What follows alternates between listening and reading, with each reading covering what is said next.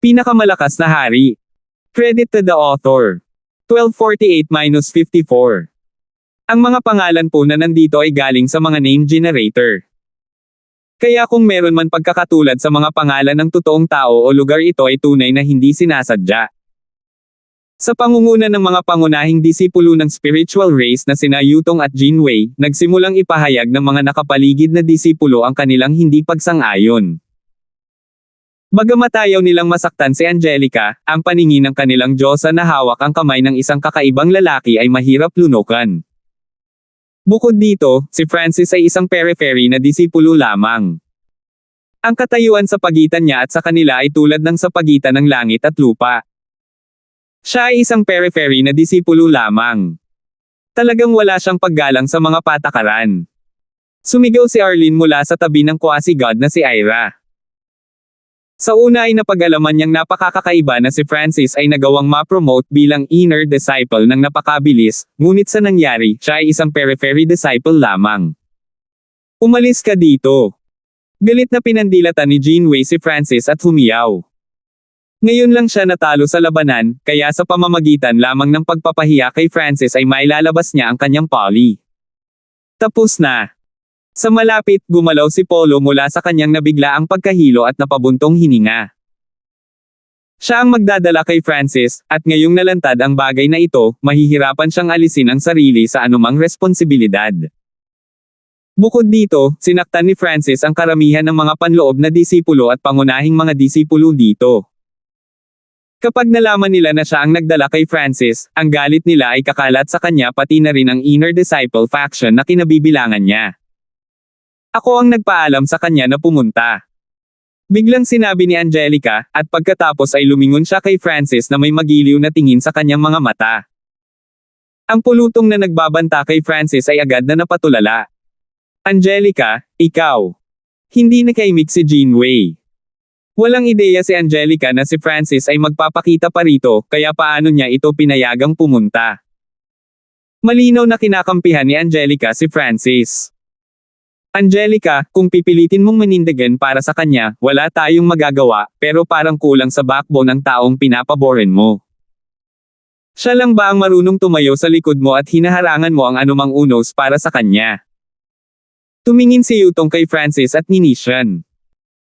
Si Angelica ay isang pangunahing disipulo ng lahing espiritual at labis na pinapaboren ng marami sa mga matatanda, kaya kung gusto ni Angelica na pumanig kay Francis, wala silang magagawa tungkol dito.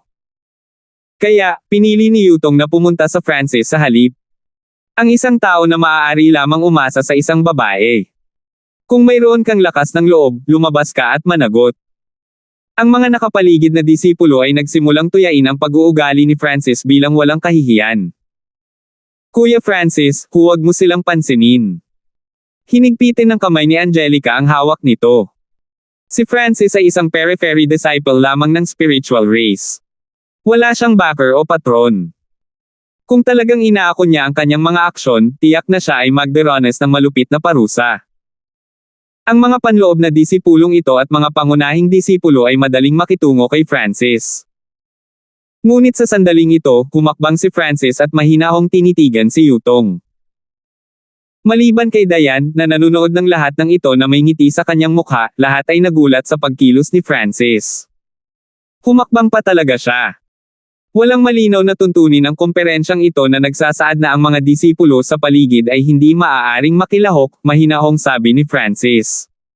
Tumango ang lahat. Tunay na walang ganoong tuntunin. Gayunpaman, ang mga imbitasyon ay ibinigay lamang sa mga pangunahing disipulo at ilang panloob na mga disipulo. Tama, ngunit ang mga imbitasyon ay hindi ibinigay sa paligid. Walang ideya si Yutong kung ano ang ginagawa ni Francis, ngunit ang kanyang boses ay nanatiling malamig at walang malasakit. Ngunit siya ay masyadong natigilan upang magpatuloy, at ang ikalawang kalahati ng kanyang pangungusap ay nilamon pabalik sa kanyang lalamunan. Sa sandaling ito, lahat ay nakatingin sa pagtataka sa imbitasyon sa kamay ni Francis. May imbitasyon talaga ang batang ito. Namilog ang mga mata ni Polo sa gulat nang mapagtanto niyang wala siyang inaalala. Paano? He's a periphery disciple. Paano siya nakakuha ng invitation? Damn it! Sino ang nagbigay nito sa kanya? Ilang tao sa karamihan ang mahinang nagmumura sa ilalim ng kanilang hininga. Ang mga may karapatang magbigay ng mga imbitasyon ay ang mga pangunahing disipulo, na may pinakamaraming awtoridad sa komperensyang ito. Paano nagawang makatagpo ni Francis ang isang pangunahing disipulo bago ang komperensya? Ngunit walang alinlangan na nakuha ni Francis ang kanyang mga kamay sa isang imbitasyon, kaya malinaw na may karapatan siyang dumalo sa komperensyang ito. Munting mamatay. Si Angelica ay nasa sabik na sulyap kay Diane at napagtanto na may mukha si Diane na nagsasabing, "May utang ka sa akin." Pagkatapos ay lumingon si Diane kay Francis, ang kanyang mga mata ay naging malungkot. Sa totoo lang, hindi rin siya naniniwala na si Francis ay angkop para kay Angelica, dahil napakaraming tao ang mas mahusay kaysa kay Francis sa mga manliligaw ni Angelica. Mula pa lamang sa mga taong naroroon, si Yutong ay isang rank 6 true god na kayang pauksain si Francis na para bang siya ay isang maliit na alikabok. Marami ring mga pangunahing disipulo na hindi nakikilahok sa komperensyang ito dahil sila ay nasa pag-iisa, at mayroon ding mga pangunahing disipulo ng iba pang mga paksayo ng Ziling Zone. Kung hindi niya narinig na madalas banggitin ni Angelica si Francis at nakita niya ang nag-aalala at hindi mapakali na mukha niya, hindi sana tutulungan ni Diane si Francis sa pamamagitan ng pagbibigay sa kanya ng imbitasyon. Unti-unting umatras ang mga tao. Ikaw, hindi ba dapat aalis ka sa lugar na ito? Sa sandaling ito, ibinaling ni Francis ang kanyang mga mata kay Jinwei at malamig na nagsalita. Nanlamig ang mukha ni Jinwei, at pagkatapos ay naalala niya na ang kanyang pagtaya kay Francis ay tinukoy na ang matatalo ay aalis sa komperensya. Hindi niya akalain na matatalo siya, kaya hindi niya binayaran ang pastahan na ito. Napakasama ng tingin ni Jinwei na parang gusto niyang lumunin ng buo si Francis. Sa huli, umalis siya na may galit na harumph. Kahit na natalo siya sa labanan kay Francis, marami siyang paraan na magagamit niya sa spiritual race para maalis si Francis. Habang papaalis si Jinwei, isang lalaking berde ang balat ang lumapit sa kanya. "Big bro Jinwei, saan ka pupunta?" Curious na tanong ni Lucian. Siya ay dumating ng huli dahil siya ay nasa pag-iisa, ngunit ipinagpalagay niya na ang komperensya ay hindi pa tapos. Si Jinwei ay nasa isang napakasamang mood at hindi mapakali na makipag-chat kay Lucian. Kaya naman, umalis siya nang hindi man lang tumitingin kay Lucian. Si Lucian ay medyo awkward na pumasok sa conference.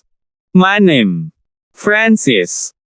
Agad na nakita ni Lucian ang figure ni Francis na nakatayo sa malaking clearing sa gitna ng conference.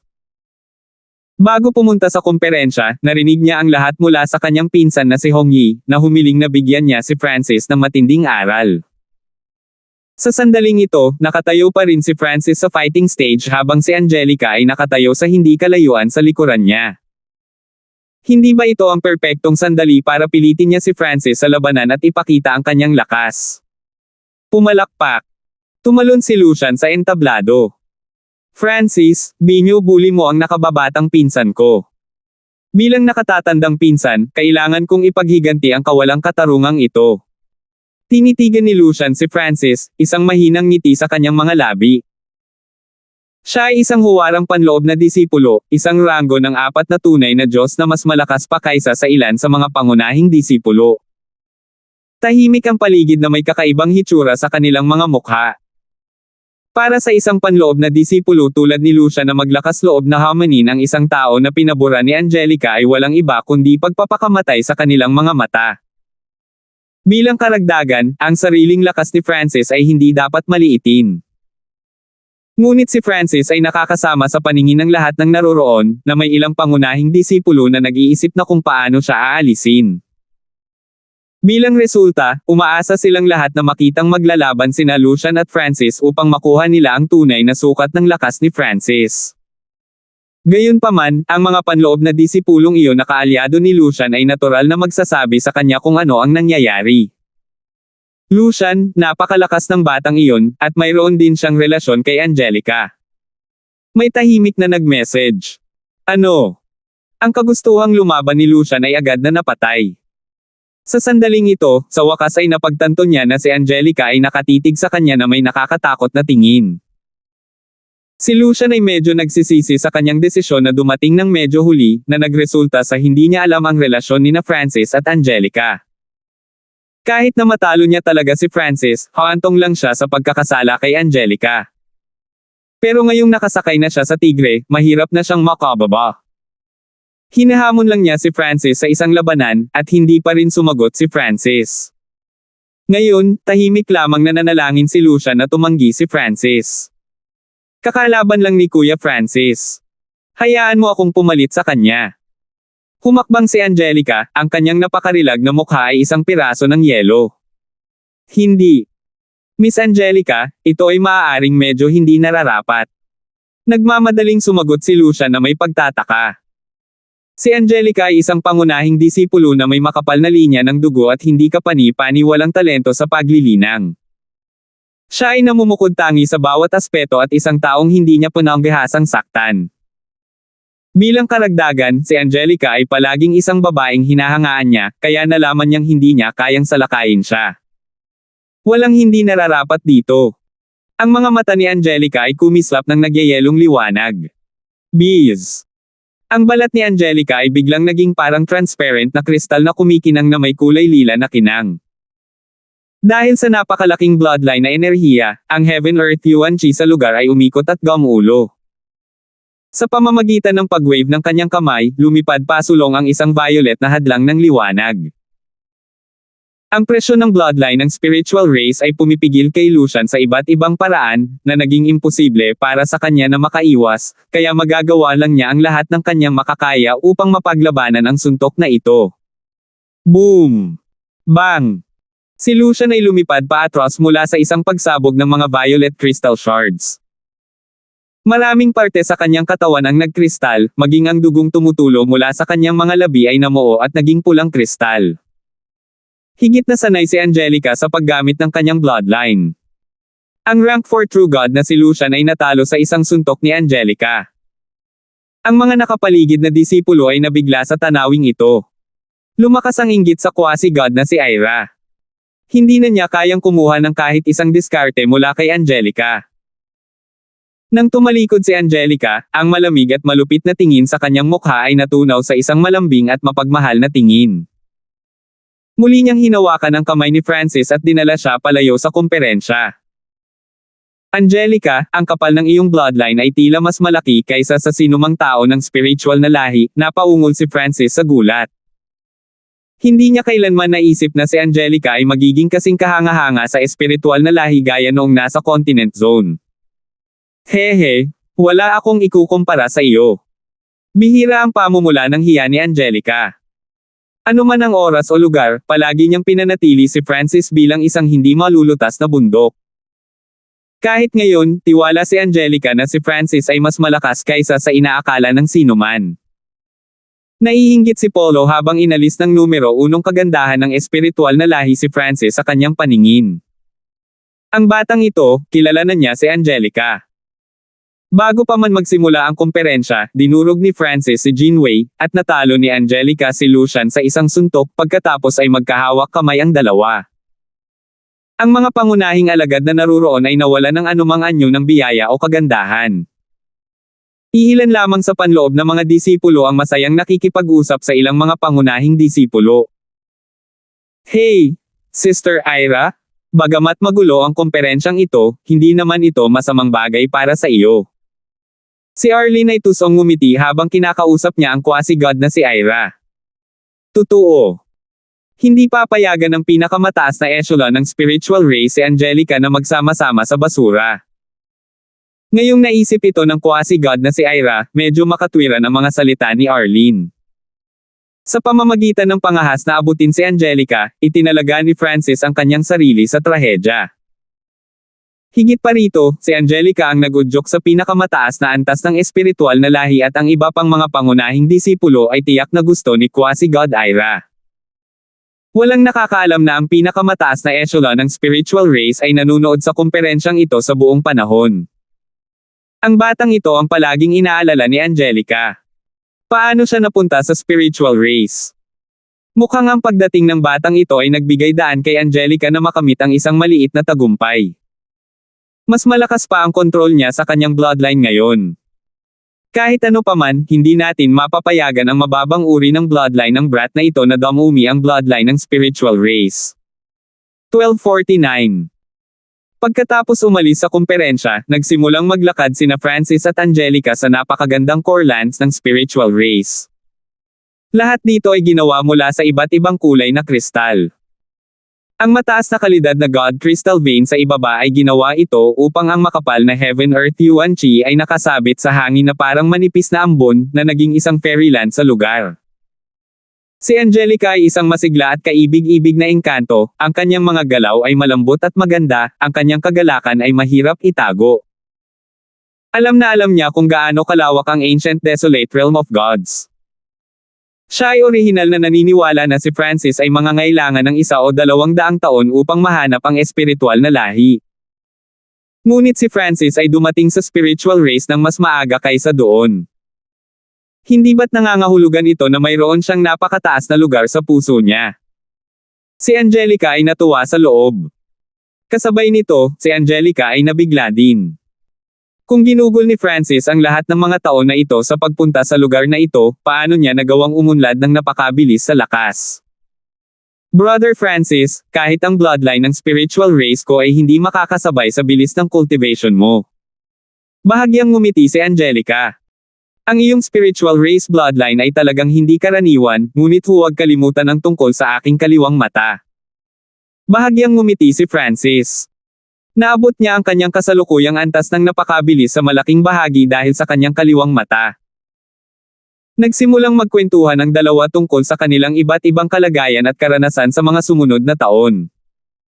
Sa isang punto, pinangunahan ni Angelica si Francis sa kanyang pribadong tirahan. Ito ay isang napakarilag complex ng mga palasyo na binuo mula sa violet na kristal. Bago pumasok, naaamoy na ni Francis ang kakaibang halimuyak na umaanod sa hangin. Brother Francis, bakit hindi manatili sa spiritual race?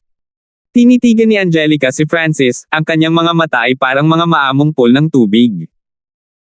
Dati, lagi silang nagkikita at pagkatapos ay kailangang magpaalam kaagad pagkatapos. Ang huling paghihiwalay na ito ay tumagal ng 30 ilang taon, at hindi alam ni Angelica kung gaano katagal ang kanilang susunod na paghihiwalay. Nalaman din niya mula sa mga kwento ni Francis na ang kanyang kasintahang babae ay nagawang muling magkatawang tao sa pamamagitan ng isang espesyal na paraan. Gayunpaman, sa kanyang pananaw, ang Queenie na ito ay hindi na ang Quincy na kinatipan ni Francis. Bukod dito, kung si Queenie ay walang background o talento, siya ay mananatili magpakailanman sa continent zone at hindi na muling haharap kay Francis. Okay. Ang nakamamanghang magandang mukha ni Angelica ay nagdulot ng matinding emosyon sa puso ni Francis. Marahil siya ay pagod na pagod pagkatapos ng lahat ng mga taon ng pagtakbo at pagpatay. Marahil ang paghihiwalay na ito ay masyadong mahaba, o marahil ito ay ang paghihiwalay ng kanyang nakaraan kay Quincy. Ang pagpupulong na ito ay nag-iwan kay Francis sa isang hindi kapani-paniwalang masalimuot na emosyonal na kalagayan, at nakaramdam siya ng nag-aalab na pagnanasa sa kaibuturan ng kanyang puso. Habang ang dalawa ay emosyonal na nagtitigan sa mata ng isa't isa, sila ay nabighani at nagsimulang lumapit sa isa't isa. Ang braso ni Francis ay nakayakap na ngayon sa payat na baywang ni Angelica, dahilan upang siya ay magbigay ng mahinang ungol at ang kanyang katawan ay namula ng nakakaakit na pula. Sa sandaling ito, isang tinig ang umalangaw-ngaw sa palasyo. Angelica, lumapit ka sa akin. May pag-uusapan ng master mo. Natigilan ang ekspresyon ni Angelica sa gulat, at agad siyang nagpumiglas mula sa braso ni Francis, ang kanyang mukha ay nahihiya at nawawala.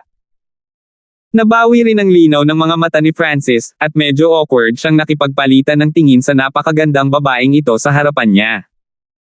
Hinahanap ako ni Master, mahinang sabi ni Angelica. Alam niya na nakita ng upper echelon ng spiritual race ang lahat ng nangyari sa conference. Si Francis ay walang makapangyarihang sinaunang bloodline, kaya hindi siya pinahihintulutan ng upper echelon ng spiritual race na makasama si Francis. Brother, paano kung sabihin natin sa spiritual race ang tungkol sa God Eye mo?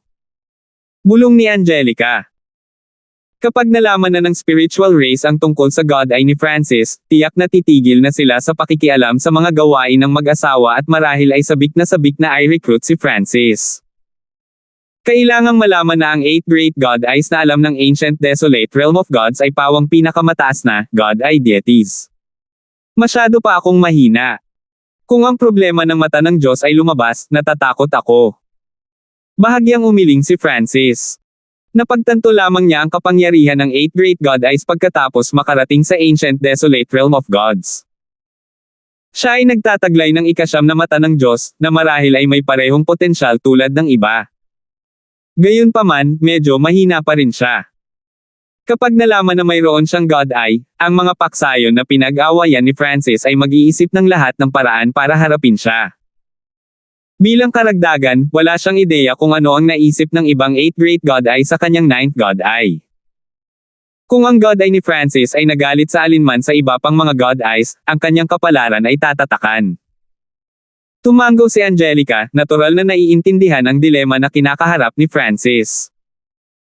Umalis si Angelica patungo sa tirahan ng kanyang master habang si Francis ay umalis sa core disciple area. Sa ipinagbabawal na lupain ng espiritual na lahi, sa isang tiyak na mukhang ordinaryong berdeng kristal na palasyo. Angelica, dumating siya. Dahan daw ang nagsalita ang isang matanda na nakasuot ng puting damit na may ordinaryong boses. Kung naririto si Francis, tiyak na makikilala niya ang elder na ito bilang eksperto sa spiritual race na bumaba sa continent zone para sunduin si Angelica. Tumango si Angelica. Alam na ng kanyang amo ang lahat tungkol sa relasyon nila ni Francis. Alam mo rin ang suliranin na kinakaharap ng espiritual na lahi. Ang labanan sa pagitan ng dalawang pangunahing partido ng espiritual na lahi ay tumitindi sa araw-araw, at nariyan din ang problema ng nagliliyab na lahi ng ginto. Bamantong hininga ang nakaputing damit na matanda. Walang paksayo na ganap na nagkakasundo.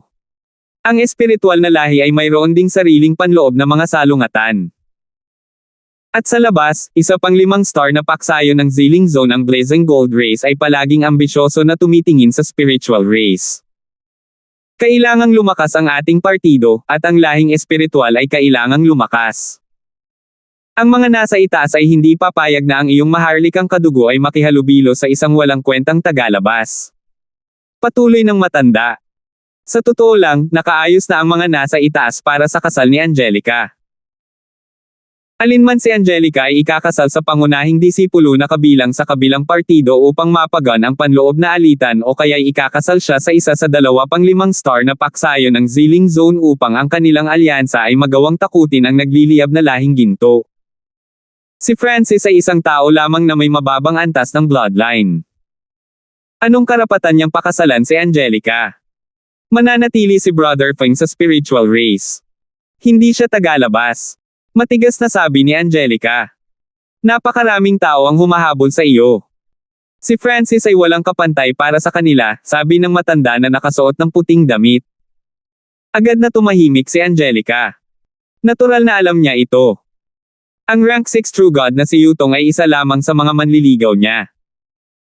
Ang iba pang 5 star na paksayon ay tahanan din ng mga makapangyarihang eksperto na nagnanais ng kanyang kamay. Kahit na ang mga henyo mula sa nakaraang henerasyon na ngayon ay mga sinaunang Diyos ay interesado sa kanya. Kung sumama siya sa akin sa spiritual race noon at nasiyahan sa paglilinang ng mga mapagkukunan at paggamot ng isang 5 star na paksayon, marahil ay hindi ito magiging ganito. Bamantong hininga ang matanda. Nang alisin niya si Angelica, inimbitahan din niya si Francis, ngunit tumanggi si Francis. Kung si Francis ay dumating sa espiritual na lahi at naigal-inang ng ilang dekada, maaaring nakagawa siya ng kahangahangang pag-unlad. Sa oras na ito, dahan-dahang lumabas ang isa pang figure. Senior Brother Yulong. Medyo malungkot na bati ni Angelica sa kanya. Junior Sister Angelica, hindi ko alam kung ano ang nakikita mo kay Francis, ngunit masasabi ko sa iyo na maraming mga henyo sa Ziling Zone na nahihigitin siya sa bawat aspeto, walang pakialam na sabi ni Yulong. Sa kanyang puso, ang isang taong makakapantay sa kanyang Angelica ay kailangang maging mas malakas kaysa sa kanya at hindi rin maaaring magkaroon ng masyadong mababang uri ng bloodline. Si Francis ay isang quasi-god lamang na ang linya ng dugo ay halos 1,000 sa mga sinaunang lahi. Sa mga humahabol kay Angelica, siya ay isang buhay na nabubulok sa mga lansangan. Angelica, pag-isipan itong mabuti. Hindi lang para sa iyo, kundi para kay Francis din. Ang mga salita ng matanda na nakasuot ng puting damit ay may bahid ng kalupitan. Ang conference ay hindi pa tapos, kaya ang core disciple area ay medyo walang laman, na nagpapahintulot kay Francis na maayos na umalis. Kapag naging rank 5 True God ako sa isang hakbang, patutunayan ko ang aking talento at potensyal, walang emosyong pahayag ni Francis. Kailangang sabihin na kahit na ang quasi-God Heaven Swallower ng Heaven Devouring Sacred Land ay may kakayahan lamang na makapasok sa Heavenly Divine Realm sa rank 4. Marahil ay nagkaroon siya ng pagkakataon na tumaas pa dahil sa oras na lumipas, ngunit ganoon din si Francis. Ang kanyang pag-unlad ay higit na nalampasan ang numero 1 quasi-God prodigy ng Heaven Devouring Sacred Land. Ngunit kailangan ko pa ring maghintay ng kaunti pa. Hindi nagtagal ay umalis si Francis sa inner disciple area at bumalik sa kanyang tirahan. Si Francis ay kasalukuyang nasa 50% tiwala na makapasok sa rank 5 nanograms Heavenly Divine Realm. Gayunpaman, malinaw na mas mabuti kung maaari niyang itaas ang porsyento na ito ng kaunti pa. Kaya, kailangan ni Francis na tumira at maghintay hanggang sa makumplito niya ang kanyang 5 Elemental Wind Lightning Technique at Golden Kun Sacred Lightning Body. Pagkatapos bumalik sa kanyang tirahan, ipinagpatuloy ni Francis ang kanyang pag-iisa. Ang dalawang teknik na ito ay parehong isang maliit na hiwa mula sa pagkumpleto. Kumunat ang mga kilay ni Francis. Alam niyang naipit na niya ang kanyang potensyal sa limitasyon. Ang mga huling yugto ng mga pamamaraang ito ay palaging para sa mga tunay na Diyos. Dahil pinipigilan pa rin ang cultivation ni Francis sa antas ng quasi-God, mahihirapan siyang gumawa ng anumang karagdagang pag-unlad maliban kung siya ay nakalusot. Ang problemang ito ay isa na hinarap ng maraming iba pang quasi-gods ng Ancient Desolate Realm of Gods. Alam ng lahat na ang patuloy na pagbuo ng lakas upang maabot ng isang tao ang mas mataas na ranggo ng Heavenly Divine Realm sa isang pagkakataon ay magbibigay sa isa ng mas magandang prospect.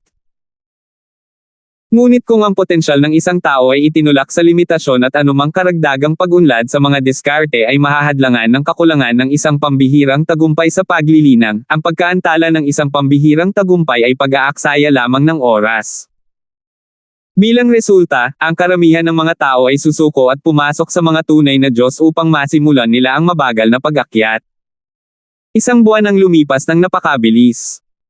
Si Francis ay gumugol ng 300 araw sa paglilinang sa space-time robe, ngunit ang kanyang pag-unlad ay nanatiling maliit. Isang araw, hinanap siya ni Polo. Francis, hamak ka, kilala mo talaga si Angelica. Ang unang ginawa ni Polo ay ang buntong hininga sa gulat at pagtataka. Hindi niya akalain na walang sinumang ordinaryong periphery na disipulo tulad ni Francis ang makakakilala sa Diyosa ng espiritual na lahi, si Angelica. Nalaman ni Francis mula kay Polo kung ano ang nangyayari sa labas. Sa kasalukuyan, halos lahat ng nasa spiritual na lahi, maging ang mga manggagawang disipulo, ay alam na sina Angelica at Francis ay magkasama. Kuya Hanford, kailangan mong mag-ingat. Nagsimulang mag-alala si Polo. Nakakagulat si Francis na kasama si Angelica, ngunit hindi ito isang magandang bagay. Ang lugar na ito ay ang teritoryo ng espiritual na lahi, at si Francis ay isang tagalabas na ngayon ay nakikipagpaligsahan sa maraming pangunahing disipulo para sa kamay ni Angelica. Ito ay walang iba kundi tiyak na kamatayan sa pananaw ni Polo. Napakadali para sa mga pangunahing disipulong iyon na harapin si Francis sa teritoryo ng espiritual na lahi. Kung ang mga miyembro ng upper echelon ay magbibigay ng kanilang palihim na pag-aproba, walang mag-aalaga kahit na si Francis ay pinaslang. Alam ko. Tumango si Francis. Ito rin ang dahilan kung bakit hindi niya masyadong ipinahayag ang kanyang lakas. Habang nag-uusap ang dalawa, isang dagindong ang nagmula sa labas. Francis, ako Zuriel naglalabas ng hamon. Gusto kong patunayan na hindi ka bagay para kay Angelica. Zuriel. Ang Zuriel na ito ay isang core disciple. Bagamat wala siyang spiritual race bloodline, malapit pa rin siya sa tuktok. Naabot na niya ang tuktok ng rank 4. Hindi ka maaaring sumang-ayon sa laban na ito. Ang isang natulala na Polo ay agad na nagsimulang mag-ingat. Si Zuriel ay nasa tuktok na ng rank 4, na iba sa ordinaryong rank 4 True God sa labas. Bilang karagdagan, nasiyahan siya sa pinakamahusay na mapagkukunan ng paglilinang, nilinang ang pinakamahusay na mga diskarte, at nagmamay-ari ng mataas na uri ng mga banal na armas. Francis, ikaw, na kumakapit sa isang babae para sa proteksyon ng ahas ka bang tanggapin ang hamon na ito? May ibang tao sa labas na malakas na nanunuya. 1250. Pick rank 4. Mahinang ungol ni Francis. Kahit 25 taon na ang nakalipas, medyo may tiwala siya sa pakikipaglaban sa isang rank 5 True God. Nangangahulugan ito na 25 taon na ang nakararaan, kaya na ni Francis na talunin itong Zuriel. Marahil ay dapat kong ipakita ang aking lakas ng kaunti. Nag-isip ang ekspresyon ni Francis nang magsimula siyang mag-isip. Ang spiritual race ay isang 5-star na paksayon na may maraming kahanga-hanga at henyo, na marami sa kanila ay naging rank 6 True Gods. Mayroong ilan sa nakaraang henerasyon ng mga henyo na naging mga sinaunang Diyos. Kahit na natalo ni Francis si Jean Wei at ipinakita ang ilan sa kanyang talento at potensyal, hindi pa rin siya miyembro ng spiritual race at sa gayon ay hindi karapat-dapat sa atensyon ng spiritual race. Kung hindi dahil sa relasyon ni Francis kay Angelica, maaaring naging walang awa na ang upper echelon ng spiritual race sa kanilang mga pamamaraan. Biglang tumayo si Francis at naghanda na lumabas. Nagulat si Polo nang makitang nakatayo si Francis. Sinusubukan kanilang guluhin. Hindi ka pupunta doon para sumang-ayon sa isang labanan, tama? Tanong agad ni Polo. Bagamat alam niyang napakahusay ni Francis, hindi siya naniniwala na matatalo ni Francis si Zuriel. Pagkatapos ng lahat, si Francis ay isang quasi-god lamang. Pinaplano mo bang maging pagong sa kabibi nito? Magtatago sa kanilang forever. Hindi ko akalain na ang isang lalaking pinapabore ni Angelica ay magiging isang walang pusong duwag. Walang katapusang panunuya sa labas ng palasyo. Sa sandaling ito, biglang bumukas ang mga pinto sa kristal na palasyo na nasa harapan nila. Oh! Naglakas loob ka talagang lumabas. Sa pinakaharap ng karamihan ay isang lalaking may itim na shell na may mga hubog na sungay na umusbong mula sa kanyang mga balikat at isang ganid at uhaw sa dugo na mukha. Ang taong ito ay si Zuriel. Karamihan sa mga nanunood ay mga nasa paligid na disipulo, ngunit mayroon ding ilang mga panloob na disipulo at pangunahing mga disipulo na nakikihalubilo. Ito ang lalaki. Mukhang mahina siya. Paano siya magiging katapat ni Big Bro Zuriel? Mula nang matapos ang komperensya, si Francis ay nag-iisa at hindi na lumabas. Kaya, maraming mga disipulo ang hindi pa nakita noon si Francis. Kung gusto mong lumaban, lumaban tayo. Malamig na tinitigan ni Francis si Zuriel. Haha, mabuti. Nagsimulang tumawa si Zuriel. Sa kanyang pananaw, naging mayabang si Francis matapos talunin si Jean Wei. Maaaring si Jean Wei ay may bloodline ng spiritual race, ngunit palagi siyang spoiled na parang isang prinsipe. Hindi pa siya nakaranas ng anumang pagsubok at kulang sa aktwal na kakayahan sa pakikipaglaban. Talagang tinanggap ng batang ito ang hamon. Siya ay naghahanap ng kamatayan. Ito ay magiging mabuti. Sa yugto ng hamon sa periphery disciple area.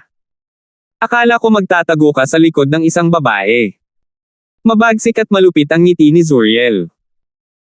Si Zuriel ay isa rin sa mga humahabol kay Angelica, ngunit siya ay nasa labas ng misyon kanina, kaya hindi siya nakasali sa komperensya. Sa kanyang pagbabalik, narinig niya ang isang nakakagalit na balita. Dahil dito, pagkatapos mangalap ng ilang impormasyon, hinanap ni Zuriel si Francis. Cut the small talk. Ang mga mata ni Francis ay nanlamig habang ang kanyang kaliwang mata ay nag-activate, na nagpakawala ng isang kahangahangang eye intent. Bahagyang natigilan ang nakaka-relax at mayabang na si Zuriel. Wala sa kanyang intelligence reports ang nagsabi ng anuman tungkol kay Francis na gumamit ng mga diskarte sa I-bloodline. Whoosh! Agad na bumalot sa kaluluwa ni Zuriel ang nakalilitong ambon ng violet at ginto. Naging malabo at malabo ang paligid ni Zuriel, at unti-unti siyang nawala ng kontrol sa kanyang katawan. Ang batang ito ay may magandang kaalaman sa mga diskarte sa I-bloodline. Ungol ni Zuriel habang pinapaikot niya ang kanyang soul intent ng buong lakas at mabilis na nakabawi. Sa sandaling ito, naramdaman ni Zuriel na paparating si Francis na may matinding pag-atake mula sa kanyang tagiliran, at agad siyang nag-react sa pamamagitan ng pagsuntok gamit ang dalawang kamay. Boom! Bang! Ang sagupaan na ito ay nagpadala kina Francis at Zuriel na parehong umatras ng ilang dosenang hakbang. Ang Zuriel na ito ay may matatag na kalooban. Siya rin ay isang makapangyarihang manlalaban. Tumango si Francis. Sa domain ng mga kaluluwa, ang isang God ay may tiyak na kalamangan, ngunit ang soul intent ni Francis ay ilang paraan pa rin upang maabot ang antas ng isang rank 4 true gods. Dahil dito, hindi masyadong epektibo ang kanyang soul eye bloodline technique laban kay Zuriel. Sa kabilang dulo, ang mukha ni Zuriel ay nagyelo habang ang kanyang isipan ay umiikot sa gulat. Napagtanto niya na ang lakas at pisikal na katawan ni Francis ay halos kapareho ng kanyang sarili. Naabot ni Zuriel ang ganoong level sa pamamagitan ng pagsasama ng isang body refining technique sa mga pakinabang ng kanyang sariling bloodline. Gayunpaman, si Francis ay isang quasi-god lamang, at gayunpaman ay nagtataglay din siya ng isang kakilakilabot na pangangatawan. Ang nag-aalalang mga mata ni Polo ay agad na namulat sa gulat. Muli niyang napagtanto na labis niyang minamaliit si Francis. Nagulat din ang mga nanunood na alagad. Malamang nawala sa kanila ang umasa na ang palitan na ito sa pagitan ni Francis at Zuriel ay magiging isang draw. Malamig na bumantong hininga si Zuriel habang sinimulan niyang i-circulate ang divine power. Ang isang malungkot at nagyayelong enerhiya ay agad na nagsimulang kumalat mula sa kanyang katawan. Minamaliit niya si Francis sa sagupaan na iyon, ngunit hindi niya bibigyan ng pangalawang pagkakataon si Francis. Dumagundong. Sa kabilang dulo, ang katawan ni Francis ay nagbagong anyo sa isang bolt ng 5 kulay na kidlat na bumaril patungo kay Zuriel. Ang kahangahangang bilis na ito ay nagpaputi sa lahat ng mga manunood sa takot. Lumibot ang mukha ni Zuriel sa gulat nang lumitaw ang dalawang kuko mula sa itim na divine power at naghanda upang agawin si Francis. Alab ng kidlat ng Tribulation Eye. Sa sandaling ito, ang kaliwang mata ni Francis ay pumutok sa puting kidlat. Isang malakas na pagsabog ng Tribulation Lightning na sinamahan ng malalakas na ripples ng soul ang umusbong patungo kay Zuriel. Kakrak! Isang baluktot na apoy ng Tribulation Lightning na may dalang nakakatakot na soul energy ang sumabog sa mukha ni Zuriel. Nabalot ng sakit ang isip ni Zuriel. Nasa ilalim siya ng impresyon na ang soul eye bloodline technique na ginamit ni Francis sa simula ay ang pinakamalakas na eye bloodline technique ni Francis, na nagresulta sa kanyang pagiging masyadong pabaya. Ang eye bloodline technique na pinakawalan ni Francis sa pagkakataong ito ay nagparamdam sa kaluluwa ni Zuriel na parang tinamaan ng kidlat, at isang nakakadurog na sakit ang patuloy na bumabagsak sa kanyang kamalayan. Sky-destroying Sacred Lightning Palm. Si Francis ay nagpalipat-lipat ng 5 kulay na kidlat sa isang palad at pinaputok ito kay Zuriel.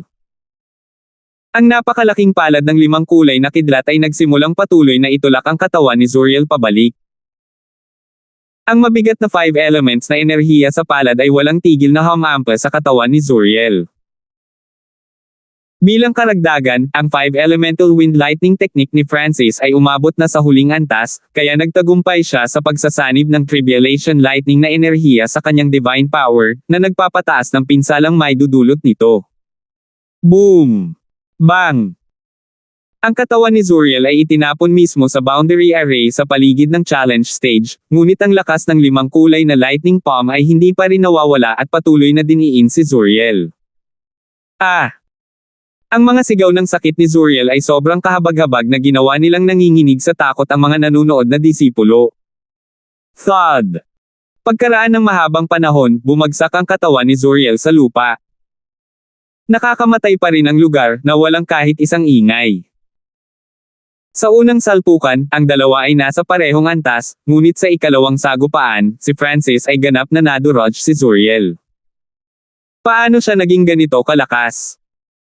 Napalunok ng laway ang ilang nasa paligid na disipulo habang sinusubukan ng kanilang isipan na tunawin ang kanilang nakita.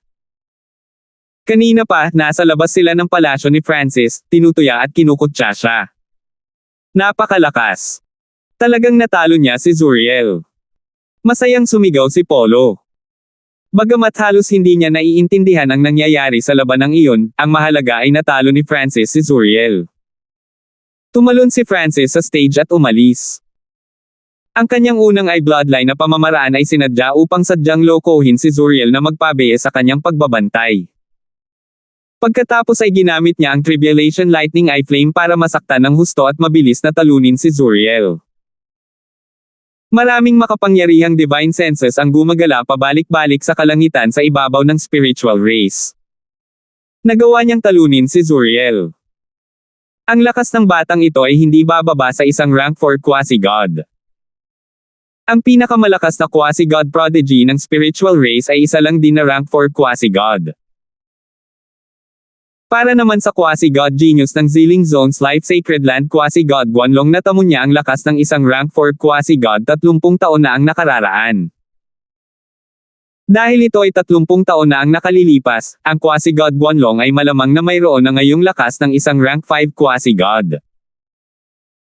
Siya ay umasa sa isang eye bloodline technique para palihim na atake, habang si Zuriel ay wala man lang oras upang i-activate ang kanyang bloodline o kahit na kumuha ng isang banal na sandata.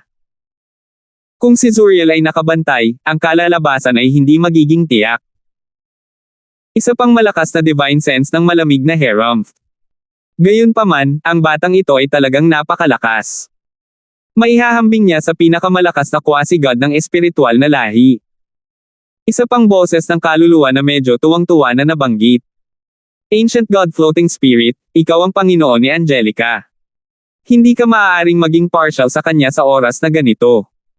Maraming makapangyarihang divine senses ang nagsasagawa ng talakayan sa himpapawid.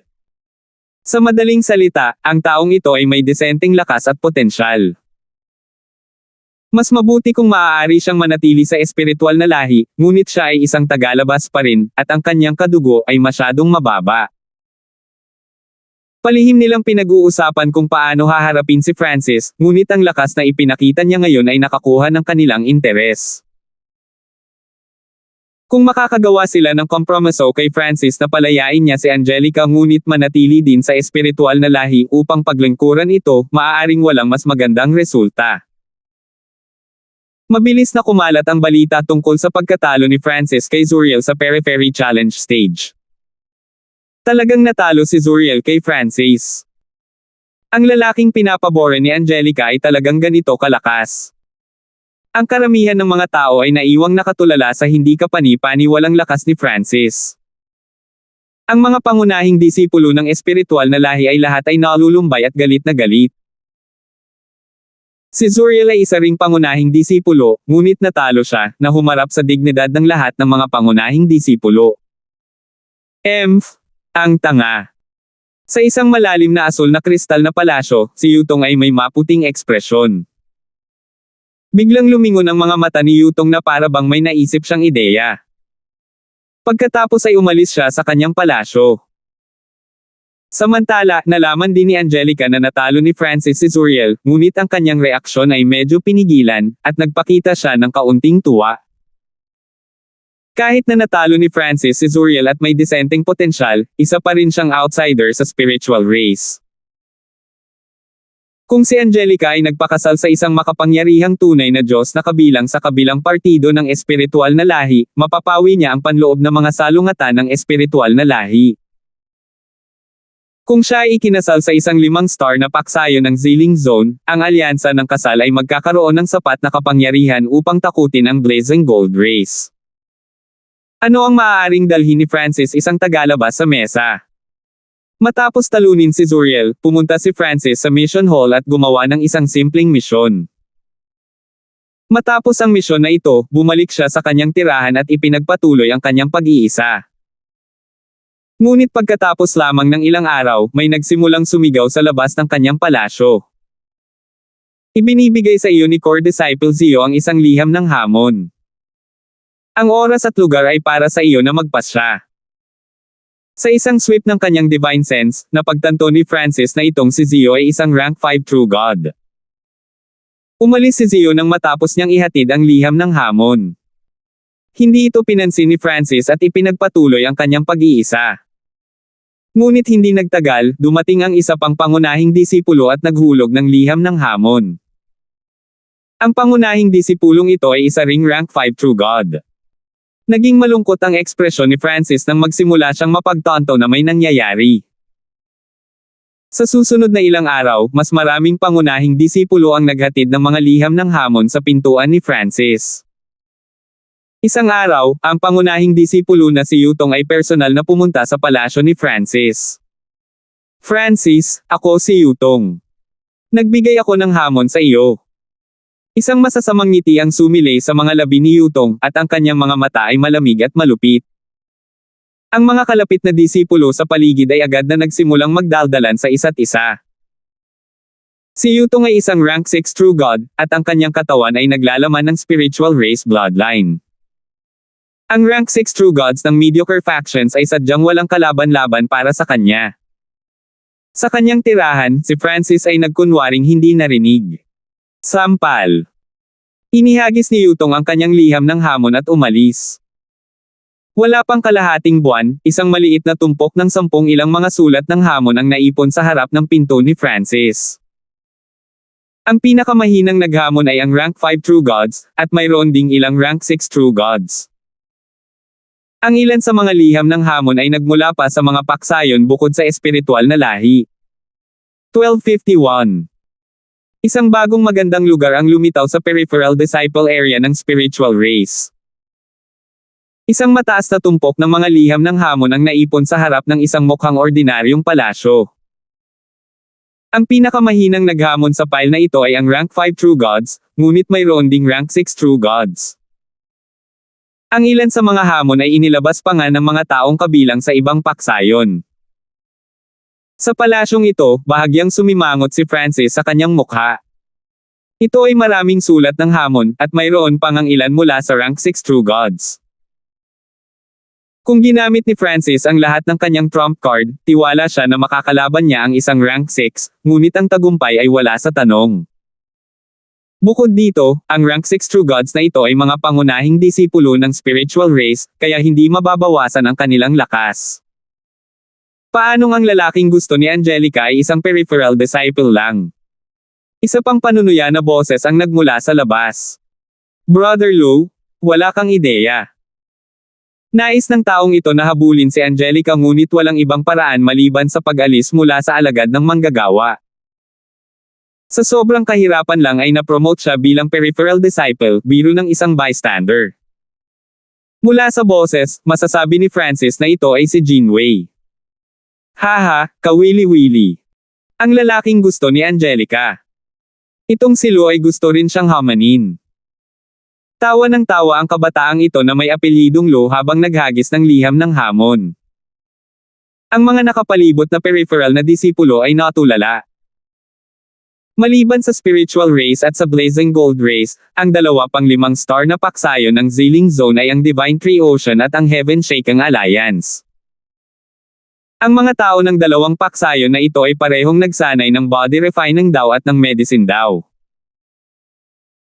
Kapag ang isang makapangyarihang eksperto sa pagpino ng katawan ay mayroon ding pinakamataas na kakayahan sa pagbawi at paggamot, maipapakita nila ang kanilang mga kakayahan sa kanilang pinakamataas na lawak. Ang kabataang Lou na ito ay isang rank 6 true god mula sa Divine Tree Ocean. Haha, Kuya Lou, umalis na tayo. Ang lugar na ito ay para sa mga peripheral na disipulo. Walang makikita dito. Tumawa ng masama si Jean Wei. Perfect. Kailangan ko ring akitin si Angelica. Ang kabataang Lou na ito ay isa rin sa mga manliligaw ni Angelica. Pagkalipas ng ilang araw, dumating ang kilalang True God Shatterbone ng Heaven Shaking Alliance at ibinagsak ang sarili niyang sulat ng hamon bago tumuloy sa pangunahing lugar ng spiritual race. Kuya Hanford, kailangan mong protektahan ang iyong sarili. Napabuntong hininga si Polo. Hindi na siya nang ahas na pumasok sa palasyo ni Francis. Lakas man o suporta, ang mga may-ari ng mga liham ng hamon na ito ay higit na nalampasan ang Polo. Nag-aalala siya na ang pagbisita kay Francis ay magdadala lamang sa kanya ng problema. Bawat isa o 2 araw, isa pang liham ng hamon ang maiiwan sa pintuan ni Francis. Sa prosesong ito, si Francis ay hindi kailanman lumitaw. Sa pangunahing rehiyon ng espiritual na lahi, malapit sa isang malakristal na lawa, halos 20 pangunahing disipulo ang natipon, nagiinuman at nakikipag-chat sa isa't isa. Haha, gusto kong makita kung ano ang ginagawa ni Francis tungkol dito. Masayang inubos ni Jinwei ang kanyang tasa at tumawa ng walang pakialam. Gusto niyang ipahiya si Francis ng 2 beses kaysa sa naranasan niya. Brother Zhang, ang diskarte mo na ito ay talagang napakatalino, at hindi kami napigilan ng upper echelon ng spiritual race. Sumangayon ang isa pang pangunahing alagad. Ngumiti si Yutong at tumango. Lahat sila ay naglabas ng mga hamon habang ipinapahayag na hinahabol si Angelica. Ito ay isang maliwanag na dahilan, ang pamamaraan ay hindi masyadong sukdulan, at kaya pa rin nilang pilitin si Francis. Ito rin ang inaasahan na makita ng nakatataas na echelon ng lahing espiritual, kaya bakit nila ito pipigilan? Bilang karagdagan, magkakaroon kaya si Francis ng mukha na tanggihan ang lahat ng mga liham ng hamon mula sa kanyang mga karibal sa pag-ibig. Kung tatanggihan ni Francis ang lahat ng mga hamon na ito, ang kanyang martial heart ay magdurusa. Ang makalangit na anak na babae ng espiritual na lahi, si Angelica, ay daranas din ng dagok sa kanyang dignidad. Anong karapatan ng batang ito para makuha ang pabor ni Sister Angelica? Malamig na bamantong hininga ang kabataang Lo. Mas marami pang tao ang maglalabas ng mga letter of challenge kay Francis. Kung hindi lang siya bata at isa pa ring quasi-god, kahit ang kuya ko ay maaaring nag-drop ng letter of challenge. Napangiti si Jinwei. Ang batang iyon ay mahihirapang pakitunguhan kahit isang rank 5 true god, lalo na ang isang rank 6 true god. Kung kahit na ang mga sinaunang Diyos ay nagsimulang hamanin siya, parang binyo bully siya ng ating spiritual race. Hindi maganda kung may lumabas na ganyan. Napapikit si Yutong at ngumiti.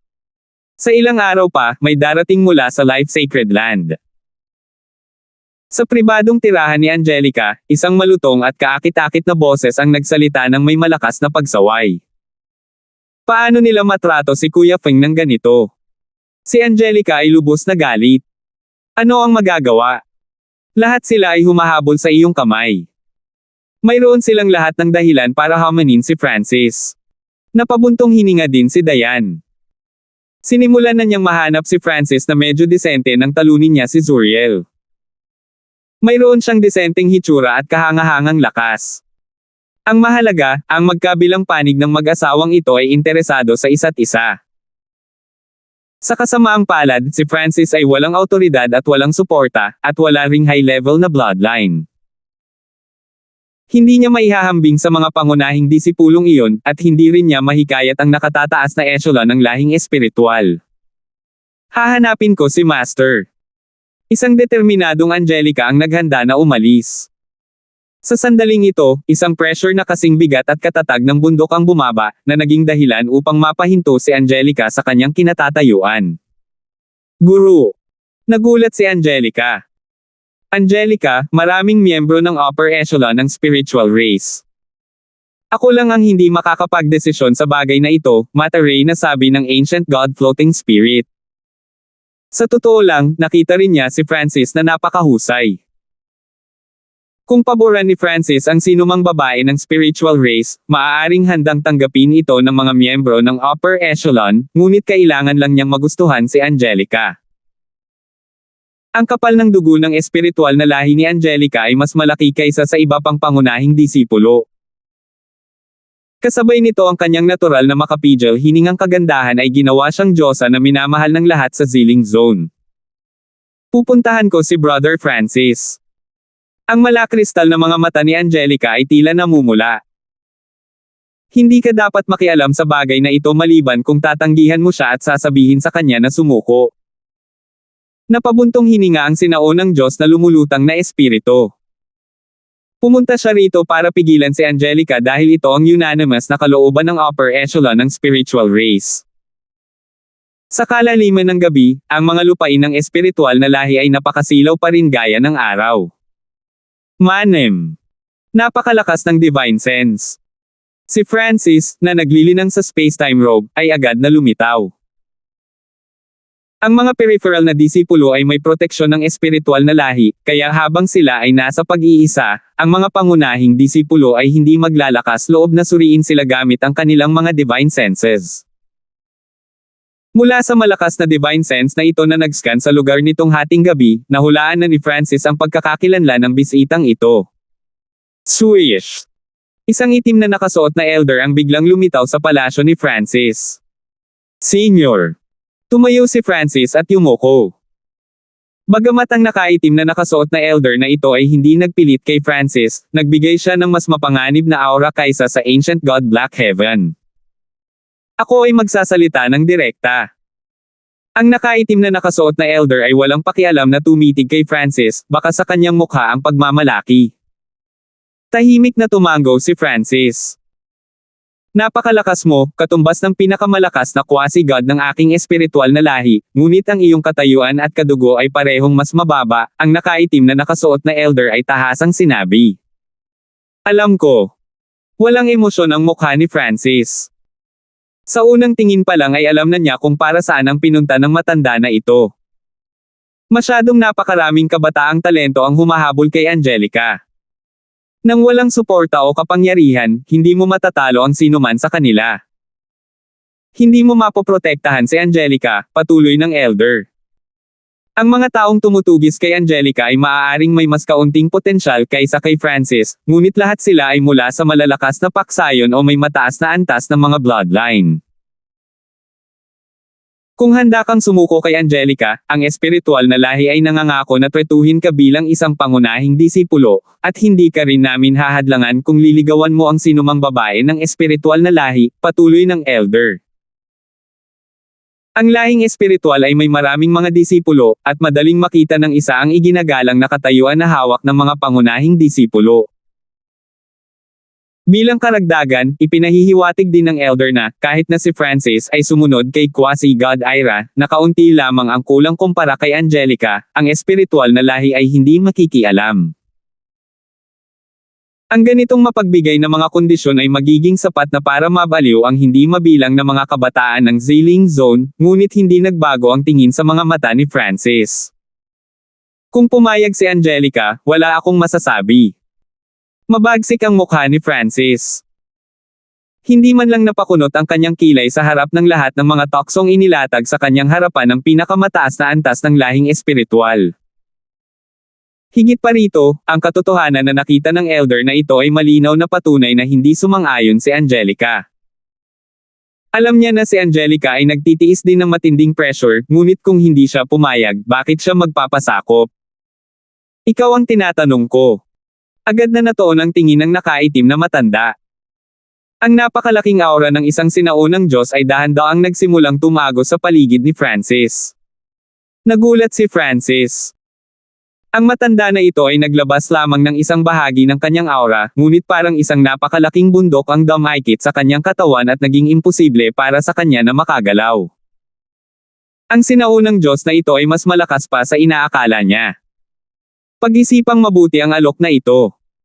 Nang makitang hindi nagsasalita si Francis, ibinato ng nakaitim na nakasuot na elder ang mga salitang ito at nawala. 10,000 lumilipad sa kalangitan, ilang makapangyarihang divine senses ang nagtipon para sa isang pulong. Tumanggi ang batang iyon. Ay, ang babaeng iyon Angelica ay napakatigas din ng ulo. Gusto kong makita kung paano haharapin ng batang ito ang mga liham ng hamon. Ang mga miyembro ng upper echelon ng spiritual race ay nagkakaisa sa kanilang pag-aproba sa mga sulat ng hamon. Naniniwala sila na ang mga pangunahing disipulo ng espiritual na lahi ay nagsagawa ng napakahusay na plano. Kakausapin ko siyang muli pagkatapos ng ilang sandali. Kumpiyansa ako na hindi magtatagal bago siya gumuho sa ilalim ng presyon. Ang usapin ng mga liham ng hamon ay tunay na isang malaking bato na tumitimbang sa puso ni Francis. Kung tatanggihan niya ang lahat ng taong ito na naghahangad ng pagmamahal ni Angelica, anong karapatan niya para makasama siya? Mukhang kailangan kong itulak ang Heavenly Divine Realm sa lalong madaling panahon. Ungol ni Francis. Naniniwala ang lahat ng nasa spiritual na lahi na makakamit niya ang pinakamataas na rank 4, ngunit may kumpiyansa si Francis na maabot ang rank 5. Kung magtagumpay siya sa paglusot at maging isang rank 5 true god, kahit ang spiritual race ay kailangang seryosohin siya. Bukod dito, sa oras na iyon, ang kanyang lakas ay makakaranas ng isang quintessential transformation, at ang kanyang soul intent ay mabilis na tataas. Magkakaroon pa siya ng pagkakataong talunin ang isang rank 6 true god. Bumao ng kanyang kamalayan sa misteryosong gininto ang bola sa kanyang god eye dimension. Swish! Si Francis ay lumitaw sa Ancient Dream Realm. Pagkatapos niyang maupo ng naka-crossleg sa lupa, na-activate niya ang 5 Elemental Wind Lightning Technique at ang Golden Kun Sacred Lightning Body. Boom! Hiss! 3 Tribulation Lightning God Crystals ang lumutang sa kanyang harapan, hindi mabilang na mga hiwa ng puting Tribulation Lightning na umaagos mula sa kanila at nilamon si Francis. Ang paligid ni Francis ay biglang nagbago sa isang ipinagbabawal na zona ng Tribulation Lightning. Makalipas ang ilang araw, isang puting sinaunang hayop sa hugis ng dragon na baha ang naghagis ng interspatial ring sa tabi ni Francis at umalis. Hindi nagtagal, binuksan ni Francis ang kanyang mga mata at ipinadala ang kanyang isip sa ring. Hindi masama. Kahit na ang isang sinaunang Diyos ay mahihirapang labanan ang gayong mga mapagkukunan. Ang mga mata ni Francis ay kumikinang.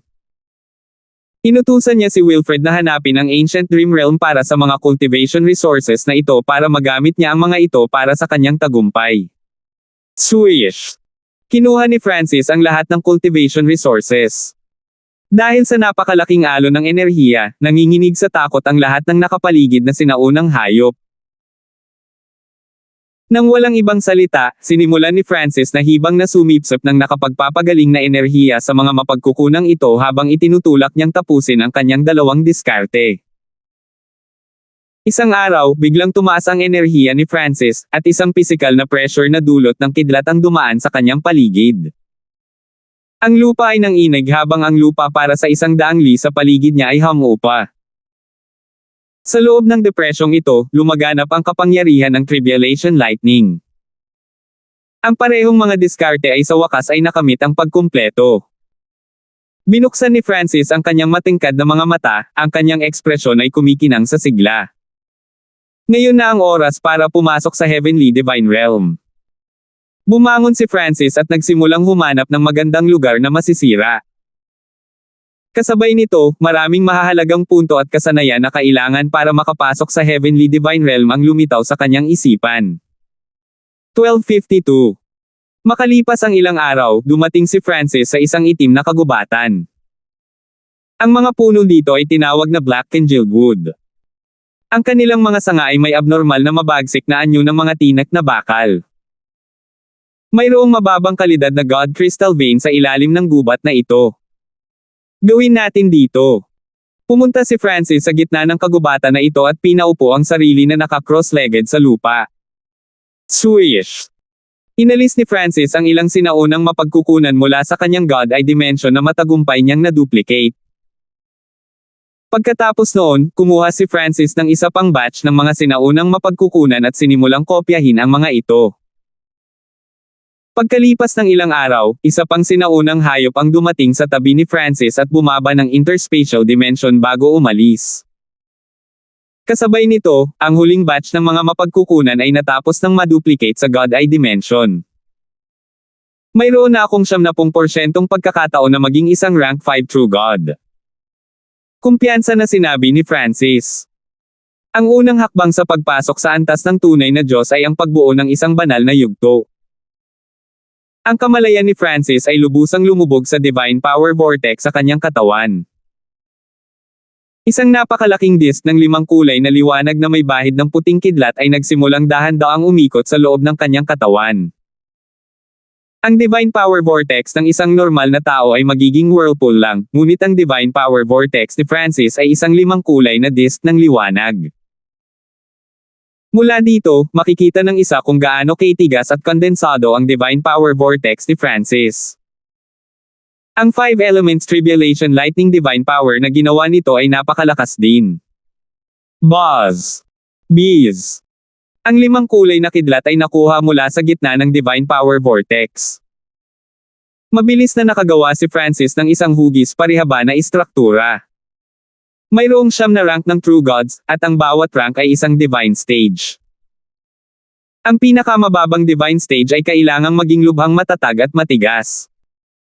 Kung hindi nito kakayanin ang bigat ng mga susunod na banal na yugto, na hinuhulaan na ang isang tao ay hindi kailanman magiging isang rank 9 Ancient God.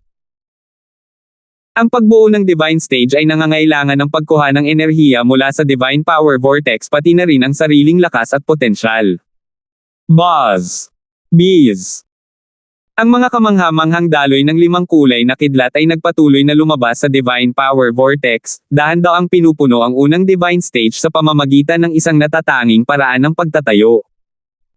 Hindi ako maaaring maging pabaya sa unang banal na yugto. Ang isip ni Francis ay ganap na nakatuon sa pagbuo ng Divine Stage. Ang unang banal na yugto ay napakahalaga. Idinagdag pa niya ang sarili niyang enerhiya sa buhay at enerhiya ng bloodline sa Divine Stage. Kasabay nito, nagsimulang lumabas ang iba't ibang uri ng cultivation resources mula sa interspatial dimension sa harap ni Francis. Ang mga mahahalagang mapagkukunang ito ay kadalasang mga kayamanan sa paglilinang na naglalaman ng kapangyarihan ng 5 elemento, ngunit ang ilan ay partikular na nilayon upang mabuo ang banal na yugto. Whoosh! Whoosh! Ang enerhiya sa mga materyales na ito ay mabilis na naubos at nasisipsip sa banal na yugto. Gumugol si Francis ng isang buong buwan sa pagbuo ng unang Divine Stage.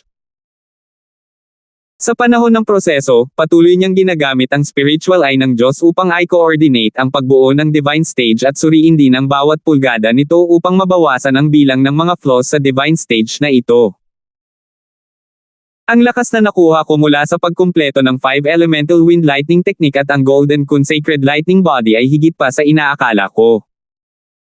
Baka magkaroon pa ako ng 10% pagkakataon na maging rank 6 True God. Nagsimulang mag-isip si Francis habang pinagmamasdan niya ang pagbuo ng Divine Stage. Dahil sa isiping ito, medyo bumilis ang kanyang paghinga. Wala pa siyang narinig na kahit sino na direktang makakamit ang rank 6. Ngunit ngayon, si Francis ay tila may maliit na pagkakataon na gawin iyon. Sa labas ng mundo, may magpapadala ng bagong liham ng hamon sa pintuan ni Francis bawat ilang araw. 2 buwan na siyang nasa loob doon. Sa tingin ko ay hindi siya naglalakas loob na lumabas. Malamang ay plano niyang magtago doon magpakailanman upang maiwasan ang lahat. Nakita ng ilang peripheral na disciples na hindi lumabas si Francis sa loob ng 2 buwan at naging matapang na siya para walang hiya siyang tuyain. Kung hindi siya lalabas, pagkatapos ng 10 buwan, itataboy siya sa espiritual na lahi. Malamig na tumawa ang isang inner disciple na dumaan. Kailangang tapusin ng mga peripheral na disipulo ang isang misyon bawat buwan. Gayunpaman, ang ilang mga peripheral na disipulo, dahil sila ay nasa liblib na paglilinang o may iba pang kakaibang pangyayari, ay hindi maaaring gawin ang misyon na ito. Isinaalang-alang din ng karera ang puntong ito at pinahintulutan ang mandatoryong misyon na maibalik, ngunit ang misyon na ito ay maaaring maantala ng 1 taon lamang. Kung si Francis ay hindi nagambag ng anuman sa karera sa loob ng 1 taon, siya ay itataboy. Sa katotohanan, ang karamihan sa mga peripheral na disipulo ay gumugol ng ilang taon sa pag-iisa, ngunit palagi nilang natapos ang kanilang mga misyon ng maaga. Gayunpaman, hindi alam ni Francis na magagawa niya iyon. Biglang, ang Heaven Earth Yuan Chi sa paligid ng palasyo ni Francis ay nagsimulang hindi maipaliwanag na tibok. Isang malaking ngunit mahinang whirlpool ang nagsimulang mabuo na ang kanyang palasyo ang sentro, na hinihigop ang mga hiwa ng Heaven Earth Yuan Chi. Kasabay nito, tila nabubuo ang isang hugis parihaba na imahe sa ibabaw ng napakalaking whirlpool na ito. Ito ay bumubuo ng isang banal na yugto, lumalampas upang maging isang Diyos. Gulat na sabi ng inner disciple habang nakataas ang ulo. Siya ay pumapasok sa Heavenly Divine Realm. Hindi nagtagal ay kumalat ang balitang ito sa nakapaligid na lugar na naging dahilan upang magtipon ang maraming mga peripheral na disipulo. Mukhang pinilit ang kamay ni Francis, kaya nagsimula na siyang makapasok sa Heavenly Divine Realm. Ha! Kung kaya niyang talunin si Zuriel, kaya niyang gawin ang rank 4 na tunay na Diyos. Ibig sabihin, hindi pa rin niya kayang harapin ang mga liham ng hamon na ito. Nagsimulang mag-chat ang mga peripheral na disipulo sa isa't isa. Hindi tama iyan. Bakit napakahina ng phenomena mula sa pagpasok sa Heavenly Divine Realm? Mabilis na umalis ang panloob na alagad. Sa tabi ng malakristal na lawa, nagbigay ng mapaglarong ngiti si Yutong matapos marinig ang balita. Kuya Zhang, ano na? Tanong agad ng kabataang Lu mula sa Divine Tree Ocean. Si Francis ay kasalukuyang pumapasok sa Heavenly Divine Realm. Ang ngiti ni Yutong ay naging masama. Ang iba ay natigilan sa mga salitang ito, at pagkatapos ay nagsimula silang tumawa. Sa tingin ba niya magiging kaparehas natin siya kapag naging Diyos na siya? Mukhang wala siyang ibang opsyon maliban sa pagpasok sa Heavenly Divine Realm para madagdagan ang kanyang lakas. Ilang mga pangunahing disipulo ang nagsimulang tuyain si Francis, sa loob-loob ay nakaramdam ng pagmamalaki. Let's go! Dahil pinili ni Francis na makapasok sa Heavenly Divine Realm, ibig sabihin, kapag nagtagumpay siya, tatanggapin niya ang ating mga hamon. Biglang bumangon si Yutong. Brother Zhang, masyado kang nag-iisip. Para sa akin ay ginagamit niya ang lupain ng spiritual race para makapasok sa Heavenly Divine Realm. Pagkatapos niyang magtagumpay, iiwan niya ang spiritual race ng mag-isa. Komento ng isang pangunahing disipulo. Pagkatapos, ang mga pangunahing disipulo na natipon sa lugar na ito ay naghiwa-hiwalay. Bumalik sa peripheral area, dumarami ang mga taong nagtitipon sa labas ng palasyo ni Francis. Napilitan ang kamay ni Francis, ngunit kahit na makapasok siya sa Heavenly Divine Realm, hindi niya matatakasan ang kanyang dilema. Si Lucian at ang kanyang nakababatang pinsan ay malamig na tumitig sa palasyo. Lumabas ka! Maraming pangunahing disipulo ang darating. Isang boses ang nagmula sa likuran ng karamihan. Ang karamihan ng mga peripheral na disipulo at panloob na mga disipulo malapit sa palasyo ni Francis ay agad na nagkalat. Maya-maya ay dumating na ang mga pangunahing disipulo. Kaya, pumapasok siya sa Heavenly Divine Realm sa ibang dimensyon. Tumaas ang kilay ni Yutong habang casual na napapansin. Ang makamundong phenomena na ginawa ng pagpasok sa Heavenly Divine Realm ay napakalaki, ngunit mayroon lamang medyo mahinang Yuan Chi whirlpool sa paligid ng palasyo ni Francis habang ang imahe ng Divine Stage ay napakahina. Ito ay patunay na si Francis ay pumapasok sa Heavenly Divine Realm sa ibang dimensyon. Ngunit ito ay napaka-normal. Masyadong hanggal para kay Francis na subukang pumasok ng direkta sa kanyang tirahan. Kung ang kanyang mga kaaway ay handang itabi ang lahat para makipagsapalaran laban sa kanya at hadlangan siya, ang kanyang kabiguan ay hindi maiiwasan. Ang kanyang mga pagsisikap ay mabibigo sa huling hakbang. Dumating din si Polo. Ano ang pinaplano niya dito? Kahit na magtagumpay siya sa pagpasok sa Heavenly Divine Realm, hindi pa rin siya makakasama sa lahat ng mga challenger na iyon. Medyo nag-aalala si Polo. Buzz. Bees. Na-double ang laki ng Yuan Chi whirlpool nang magsimulang mabuo ang ikalawang Divine Stage. Rango 2 ng Heavenly Divine Realm. Mahinang sabi ni Yutong. Angelica, Francis ay pumapasok sa Heavenly Divine Realm. Nagmamadaling pumunta si Dayan sa tirahan ni Angelica habang siya ay sumisigaw. Papasok na si Brother Feng sa Heavenly Divine Realm. Sa loob ng kanyang mala-violet na kristal na palasyo, medyo nagulat si Angelica, ngunit hindi nagtagal ay medyo nagalit siya.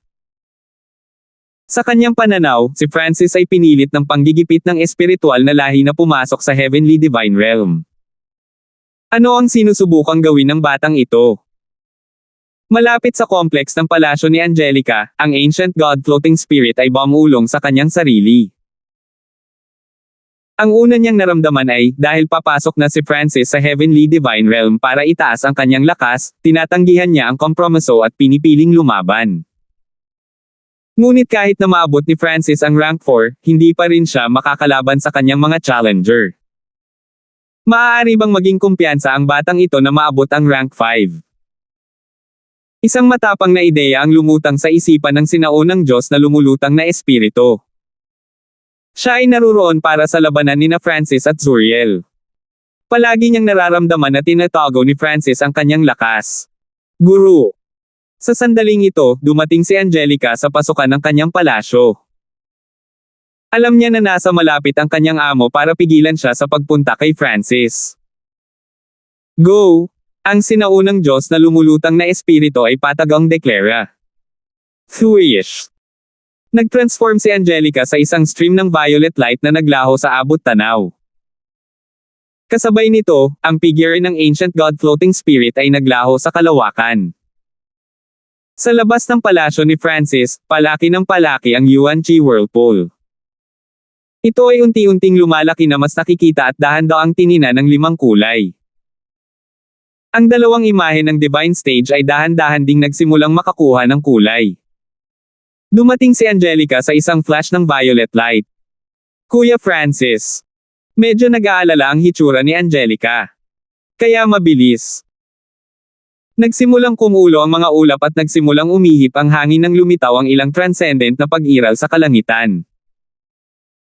Kung pipiliin ng batang ito na pumasok sa Heavenly Divine Realm, ibig sabihin ba nito ay tinatanggihan niya ang kompromiso? Medyo malamig ang tono ng Ancient God na nakasuot ng itim. Ito ang spiritual race Ancient God na bumisita kay Francis kanina para makipag-ayos sa kanya.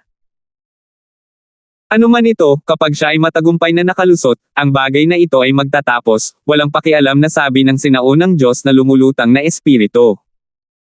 Ngunit ang dimensyon ng batang ito ay medyo kakaiba. Ito ay naaayon sa Heaven-Earth framework ng Ancient Desolate Realm of Gods.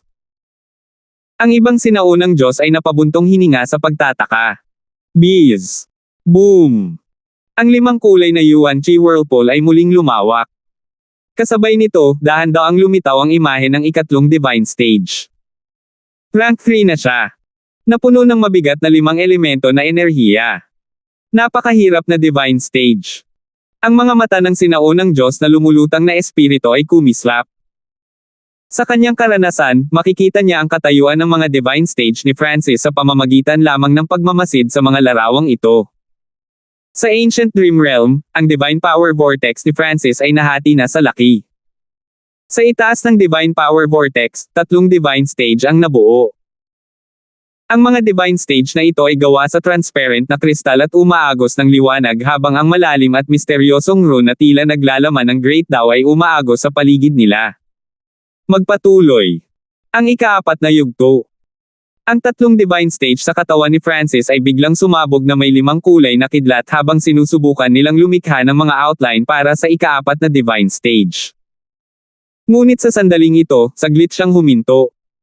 Medyo nalihis ang focus ni Francis. Ito ang napalitan ng gulat ang ekspresyon niya. Natuklasan niya na ang ilang hibla ng kanyang malabong gininto ang buhok ay nagsimulang magpalit ng kulay. 1253.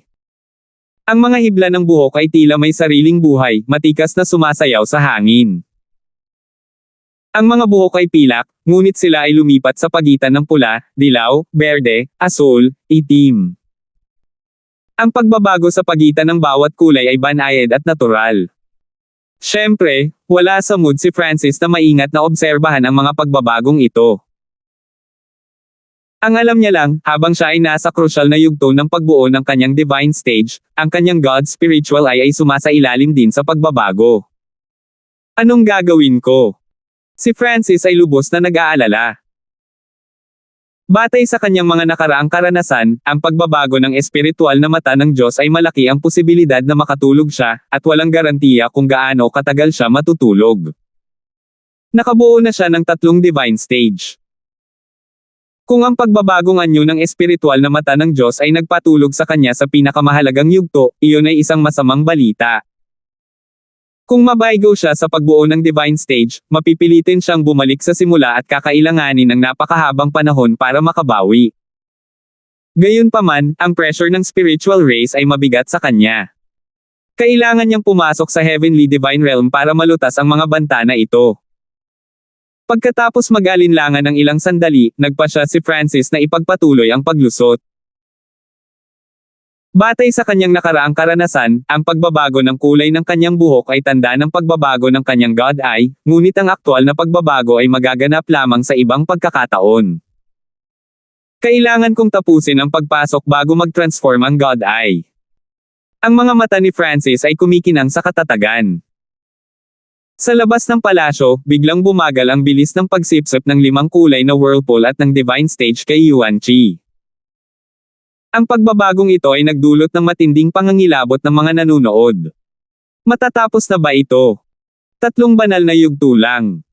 Hey, parang iyon lang siya. Bagamat kaya niyang talunin ang isang rank 4 true god, limitado ang potensyal niya. Ang ilan sa mga pangunahing disipulo ay nagsimulang tuyain si Francis. Ang karamihan sa mga pangunahing disipulo ng lahing espiritual ay lahat ay may kakayahang bumuo ng 3 banal na yugto. Hindi ito lahat. Sa di kalayuan, naniwala si Angelica kay Francis. 3 banal na yugto ay hindi maaaring ang wakas.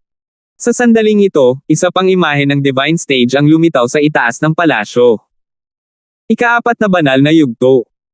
Nagkagulo ang mga tao. Ang kakayahang talunin ng isang rank 4 true god ay hindi nangangahulugan na ang isa ay makakabuo ng 4 na divine stage, ngunit ang pagbuo ng 4 na divine stage ay nangangahulugan na ang isa ay sobrang galing. Sa kalangitan, ang mga sinaunang Diyos ay tila naapektuhan din. Maaaring walang high-level bloodline ang batang ito, ngunit hindi masama ang kanyang potensyal. Ang 4 na divine stage na ito ay napakatibay. Kapag nabuo na ang mga ito, hindi na siya magagapi sa rank 4 at kayang labanan ang rank 5s. Ang matalas na mga mata ng mga sinaunang Diyos na ito ay nagawang hatulan kung ano ang nangyayari sa pamamagitan ng malabong phenomena na ito. Sa sandaling ito, maraming mga figure ang lumitaw malapit sa karamihan ng tao. Iyan ay mga tao mula sa Life Sacred Land. Napansin kaagad ng mga tao ang 3 kabataang alagad na nagpakita. Sa tingin na pararangalan kami ni Brother Walter sa iyong presensya. Ang mga kalapit na core disciples ay agad na umakyat upang batiin siya. Ang Life Sacred Land ay ang Panginoong paksayo ng Ziling Zone. Kahit na ang espiritual na lahi ay kailangang yumuko sa pangkat na ito. Ang grupong ito ng 3 ay pinamunuan ng isang binata at matipunong lalaki na nakasuot ng malinis at simpleng light green na robe.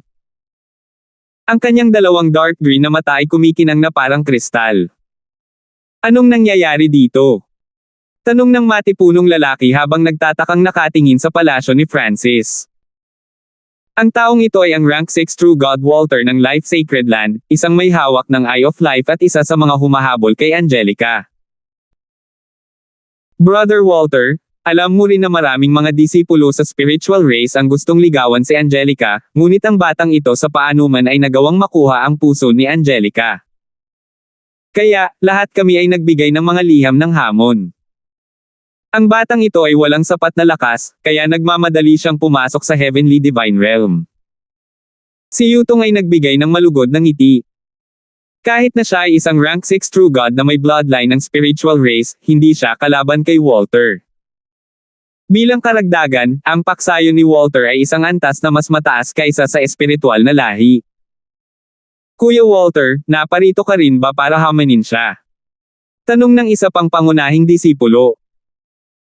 Hindi na kailangan, malamig na sabi ni Walter habang ibinaling niya ang kanyang mga mata sa malayong Angelica.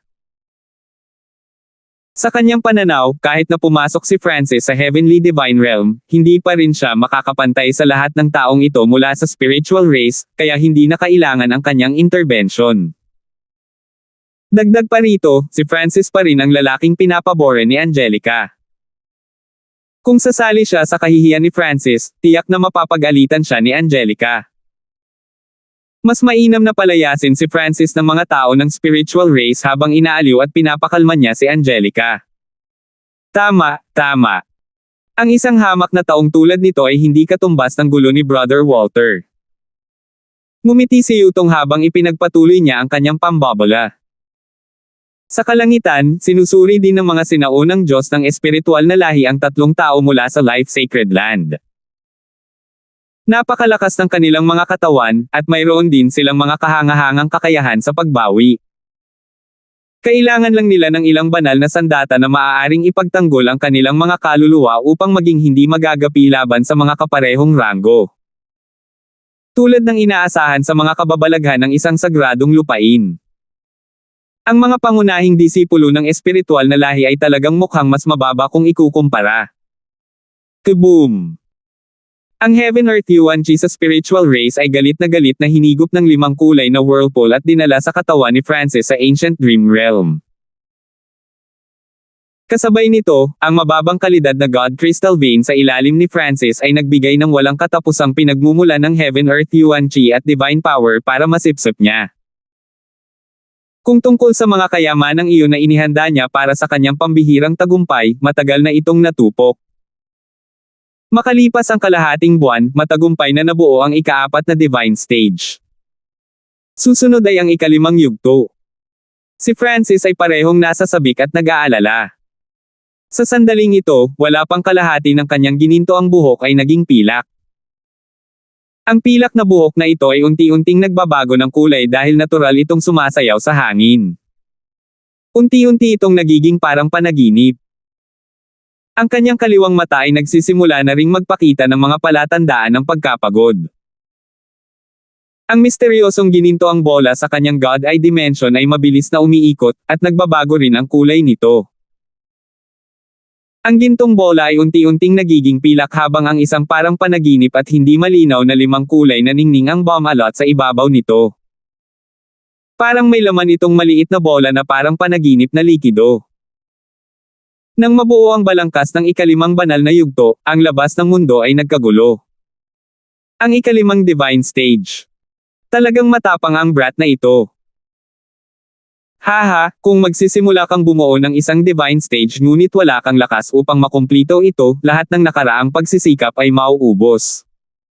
Nagsimulang tumawa ang ilang mga disipulo. Gayunpaman, medyo naiinggit din sila. Nainggit sila sa katapangan ni Francis na bumuo ng ika-5 banal na yugto, nainggit na kayapan niyang makagawa ng nascent form ng ika-5 Divine Stage. Sobra niyang pinahahalagahan ang sarili niya. Malamig na bumantong hininga si Walter. Tanging ang pinakamahusay na quasi-gods ng isang sacred land ang makakamit ang rank 5, tulad ng Life Sacred Lands quasi-god Guanlong. Haha, ang brat na ito ay malamang na mabibigo. Bawat nabigong pagtatangka na makapasok sa Heavenly Divine Realm ay magre-resulta sa pagkawala ng potensyal. Siya ay mapilayan. Ngumiti si Yutong. Kung mabaygo siyang makapasok sa Heavenly Divine Realm, hindi magkakaroon ng mukha si Francis na manatili sa spiritual race. Sa kalangitan, ang nagmamasid sa mga sinaunang Diyos ay pawang mga buntong hininga. Hanggat handa si Francis na magkompromiso, ang espiritual na lahi ay maaaring magbigay sa kanya ng buong suporta, at hindi rin ito magiging problema kung gusto niya ang quasi-god na si Ira. Ngunit ngayon, imposible na ang lahat. Ang nakaitim na nakasuot na sinaunang Diyos ay nagbigay ng walang pakialam ng ngiti. Ay, sana magtagumpay siya. Napabuntong hininga ang Ancient God Floating Spirit. Sa kanyang pananaw, nagsusugal si Francis. Kung makakamit niya ang rank 5, hindi makakasagabal ang spiritual race sa relasyon nila ni Angelica. Ngunit kung nabigo siya, nangangahulugan ito na hindi siya angkop para kay Angelica. Manem. Isang sinaunang Diyos ang paparating. Ang mga sinaunang Diyos ng lahing espiritual ay nagsimulang maingat na tumingin sa malayo. Brerum. Isang umuusok na violet na ulap na nakaugnay sa makapal na ulap na nakakubli sa mga sinaunang Diyos ng lahing espiritual. Good sir, sino ka? Para saan ka pumunta sa spiritual race ko? Tanong ng nakaitim na sinaunang Diyos na may mahigpit at marangal na ekspresyon. Nakikita niya na ito ay isang sinaunang Diyos ng Violet Night Race. Ang Violet Night Race ay nasa ika-29 na ranggo sa 10,000 Ancient Race, na mas mababa sa Spiritual Race. Ako ang Ancient God Night Dragon ng Violet Night Hall ng Gulong Zone. Nag-message ang Ancient God Night Dragon. Hindi ko itatago sa iyo ang katotohanan. Sa pagtugis ng isang tao, pumunta ako sa Ziling Zone. Ang taong ito ay nakagawa ng isang kakilakilabot na krimen sa Gulong Zone, kahit na ikinulong ang maraming kababalaghan ng aking Violet Night Hall. Ang mga mata ng Ancient God Night Dragon ay nagningning sa puot habang itinoon niya ang kanyang tingin sa palasyo ni Francis. Siya! Ang lahing espiritual na mga sinaunang Diyos ay nabigla. Ang Zilling Zone at ang Gulong Zone ay napakalayo sa isa't isa, kaya talagang hindi nila alam kung ano ang nangyari sa Gulong Zone. Gayunpaman, para kay Francis na gumawa ng ganoong gulo sa Gulong Zone ay talagang pambihira. Kung ibibigay ng spiritual race ang batang ito sa akin, ang Violet Night Hall ay magiging napakalaking pasasalamat. Ang Ancient God Night Dragon ay tapat na humiling habang nangangako ng kabayaran. Ang lahing espiritual na mga sinaunang Diyos ay nagsimulang mag-isip. Kahit na ang Violet Night Race ay mas mababa sa spiritual race, isa rin itong 5 star na paksayon. Bukod dito, ang gantimpala na inaalok ng Ancient God Night Dragon ay nagkakahalaga ng daan-daang libong Francis. Gayunpaman, kung ibibigay lang nila ang isang disipulo ng espiritual na lahi, mabibigo nila ang lahat ng iba pang mga disipulo at tuluyang mawawala ang pananampalataya ni Angelica. Alam ko ang lahat ng iyong mga alalahanin, ngunit pagkatapos na makalusot si Francis, kailangan niyang lumabas para sa isang misyon. Ito ay lubhang hindi ligtas sa labas ng mundo, at ang mga aksidente ay hindi maiiwasan. Ang Ancient God Night Dragon ay nagbigay ng nakakatakot na ngiti. Natural na alam ng spiritual race Ancient Gods kung ano ang ibig niyang sabihin. Hanggat pumayag sila, lihim na papatayin ng Ancient God Night Dragon si Francis at hindi sila iduwit sa bagay na iyon. Ang lahing espiritual na mga sinaunang Diyos ay may nag-iisip na tingin sa kanilang mga mata habang sinimula nilang talakayin ang bagay na ito. Si Francis ay palaging problema. Ngayon na siya ay nakipagsapalaran sa pagsubok para sa rank 5 True God at malamang na Mab-Igo, bakit hindi siya gamitin sa pakikipagpalitan sa Ancient God Night Dragon? Maaalis natin si Francis habang tinatapos din ang katigasan ng ulo ni Angelica. Malamig na kumikislap ang mga mata ng sinaunang Diyos na nakasuot ng itim. Ito ay medyo hindi nararapat. Tutol ang sinaunang Diyos na lumulutang na espiritu. Pakiramdam ko ay mas mahusay si Angelica sa Walter ng Life Sacred Land. Masyadong impulsive ang Francis na ito. Paano niya susubukan ang rank 5? Ang iba pang mga sinaunang Diyos ay hindi direktang tumugon, ngunit sumang-ayon sila sa sinaunang Diyos na may itim na damit sa paikot-ikot na paraan. Ngunit sa sandaling ito, isang kaguluhan ang nagmula sa ibaba. Malapit nang matapos ang ikalimang divine stage. Imposible. May kakayahan talaga si Francis na bumuo ng 5 divine stage. Maraming alagad ang natigilan at nagsimulang mag-alinlangan sa kinahinatnan nito. Malapit nang matapos ang ikalimang divine stage. Pero paano? Laking gulat ni Yutong na tila malapit ng mabaliw. Ang imahe ng ikalimang banal na yugto ay nasa bingit ng pagkumpleto. Ang direktang pagkamit ng rank 5 ay isang bagay na ang quasi-god prodigy lang ng Sacred Lands ang makakamit. Maging ang lahing espiritual na mga sinaunang Diyos sa langit ay hindi nang ahas na paniwalaan ang katotohanan ito. Samantala, ang Ancient God Night Dragon ay may labis na madilim na ekspresyon, ang layunin ng pagpatay sa kanyang mga mata ay halos nakikita.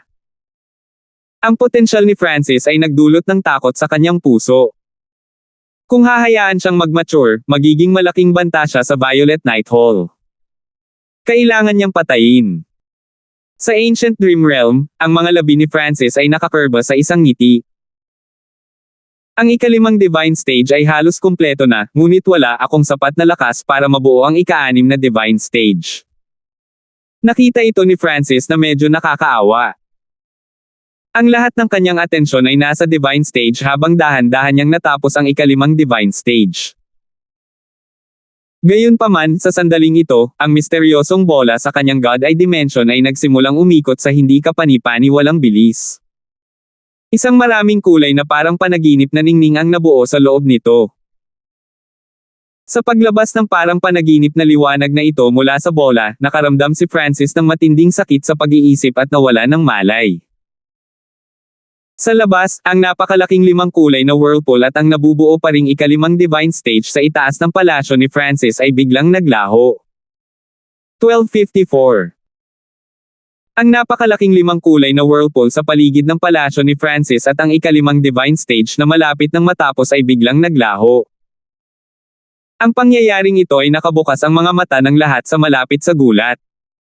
Ito. Anong nangyayari? Ang phenomena mula sa pagpasok sa Heavenly Divine Realm ay biglang nawala. Ang nagulat at naguguluhan ng mga tao ay agad na natigilan. Si Francis ay malinaw na nasa punto ng pagbuo ng kanyang ikalimang banal na yugto, ngunit bakit biglang naglaho ang makamundong phenomena? Ngunit mabilis na naunawaan ng lahat na halos tiyak na nabigo si Francis sa kanyang tagumpay. Haha, tulad ng sinabi ko, walang paraan na magtagumpay ang brat na iyon. Ang direktang pagkamit ng rank 5 ay isang bagay na magagawa lamang ng pinakamahuhusay na kababalaghan ng Sacred Land. Talagang sobra niyang pinahahalagahan ang kanyang sarili. Ang kinakabahan na si Yutong ay agad na nakahinga ng maluwag. Kung talagang naabot ni Francis ang rank 5, siya ay nasa parehong antas ng isang quasi-god genius ng isang Sacred Land. Kung ganoon, hindi nasusubukan ng upper echelon ng spiritual race na pigilan siya sa pakikipagrelasyon kay Angelica. Ngunit nabigo si Francis. Isang malamig na ngiti ang ibinigay ni Yutong. Iyan ay hindi tama. Kung ang pagbuo ng isang banal na yugto ay mabibigo, ang isang banal na yugto pagkatapos ng isa ay babagsak, ngunit ang imaheng iyon ng ikalimang banal na yugto ay biglang naglaho. Nagdilim ang mga mata ni Walter habang sinimulan niyang maingat na suriin ang palasyo. Imposible. Hindi mabibigo si Brother Francis. Sa di kalayuan, ang ekspresyon ni Angelica ay magulo. Kuya Hanford, ano ang nangyayari sa iyo? Labis ding nag-aalala si Polo. Sa kalangitan, ang nanunood ng mga ancient gods ay tulala din. Nawala ang makamundong phenomena. Nabigo ba siya? Nakasimangot ang isang sinaunang Diyos. Mula sa mga phenomena, nasabi niya na si Francis ay may napakataas na pagkakataon na mabuo ang kanyang ikalimang divine stage. Bakit biglang nawala ang mga phenomena? May kakaibang nangyayari. Nararamdaman ko pa rin ang pagsasama ng enerhiya sa pagitan ng banal na yugto at ng mundo. Ang sinaunang Diyos na lumulutang na espiritu ay nag-iisip sa kanyang sarili, ngunit hindi siya masyadong sigurado. Ang enerhiya ay masyadong mahina. Sa Ancient Dream Realm, ang kamalayan ni Francis ay nagdilim pagkatapos makaranas ng matinding sakit. Gayunpaman, ang sakit na ito ay tumagal lamang ng ilang sandali. Hindi siya tuluyang nakatulog, at mabilis siyang natauhan. Ito ang. Nang gumaling ang kamalayan ni Francis, ang kanyang isipan ay agad na tinamaan ng pagkabigla. Natuklasan niya na ang kanyang soul intent ay wala na sa kanyang katawan ngunit sumanib na sa Ancient Dream Realm. Lahat ng nasa saklaw ng 1,000,000 li ay nasa ilalim ng kanyang kontrol. Bukod dito, lumalawak pa rin ang kanyang hanay ng kontrol. Hindi maganda. Ang katawan ko. Ang divine stage. Agad na nakatuon ang isip ni Francis sa itim na kagubatan. Sa kanyang kaluluwa na pinagsama sa Ancient Dream Realm, ang kanyang katawan ay walang laman. Ang lakas sa kanyang katawan ay hindi mapupunta kahit saan kung wala ang mga direksyon mula sa kanyang isip, ibig sabihin na ang pagbuo ng kanyang divine stage ay naantala sa kalagitnaan, na nagresulta sa pagkabigo sa huling hakbang. Ngunit nang itutok ni Francis ang kanyang isip sa itim na kagubatan, agad siyang naakit sa kanyang buhok. Ang buhok ay kumikinang na pilak, ngunit ito ay tila umaagos sa hangin na may isang panaginip na maraming kulay na kinang. Pagkatapos ay itinoon ni Francis ang kanyang isip sa kanyang kaliwang mata. Ang kalagayan ng kanyang kaliwang mata ay nasa parehong estado ng parang panaginip na pilak bilang kanyang buhok. Whoosh! Whoosh! Biglang nagsimulang tumulo ang maraming kulay na hamog mula sa kanyang kaliwang mata na bumalot sa kanyang katawan. Sa sandaling ito, ang napakalaking Yuan Chi Whirlpool ay muling nagpakita sa kanyang katawan bilang sentro nito. 5 malakristal na banal na yugto ang lumitaw sa itaas, tumutunog na may 5 kulay na liwanag.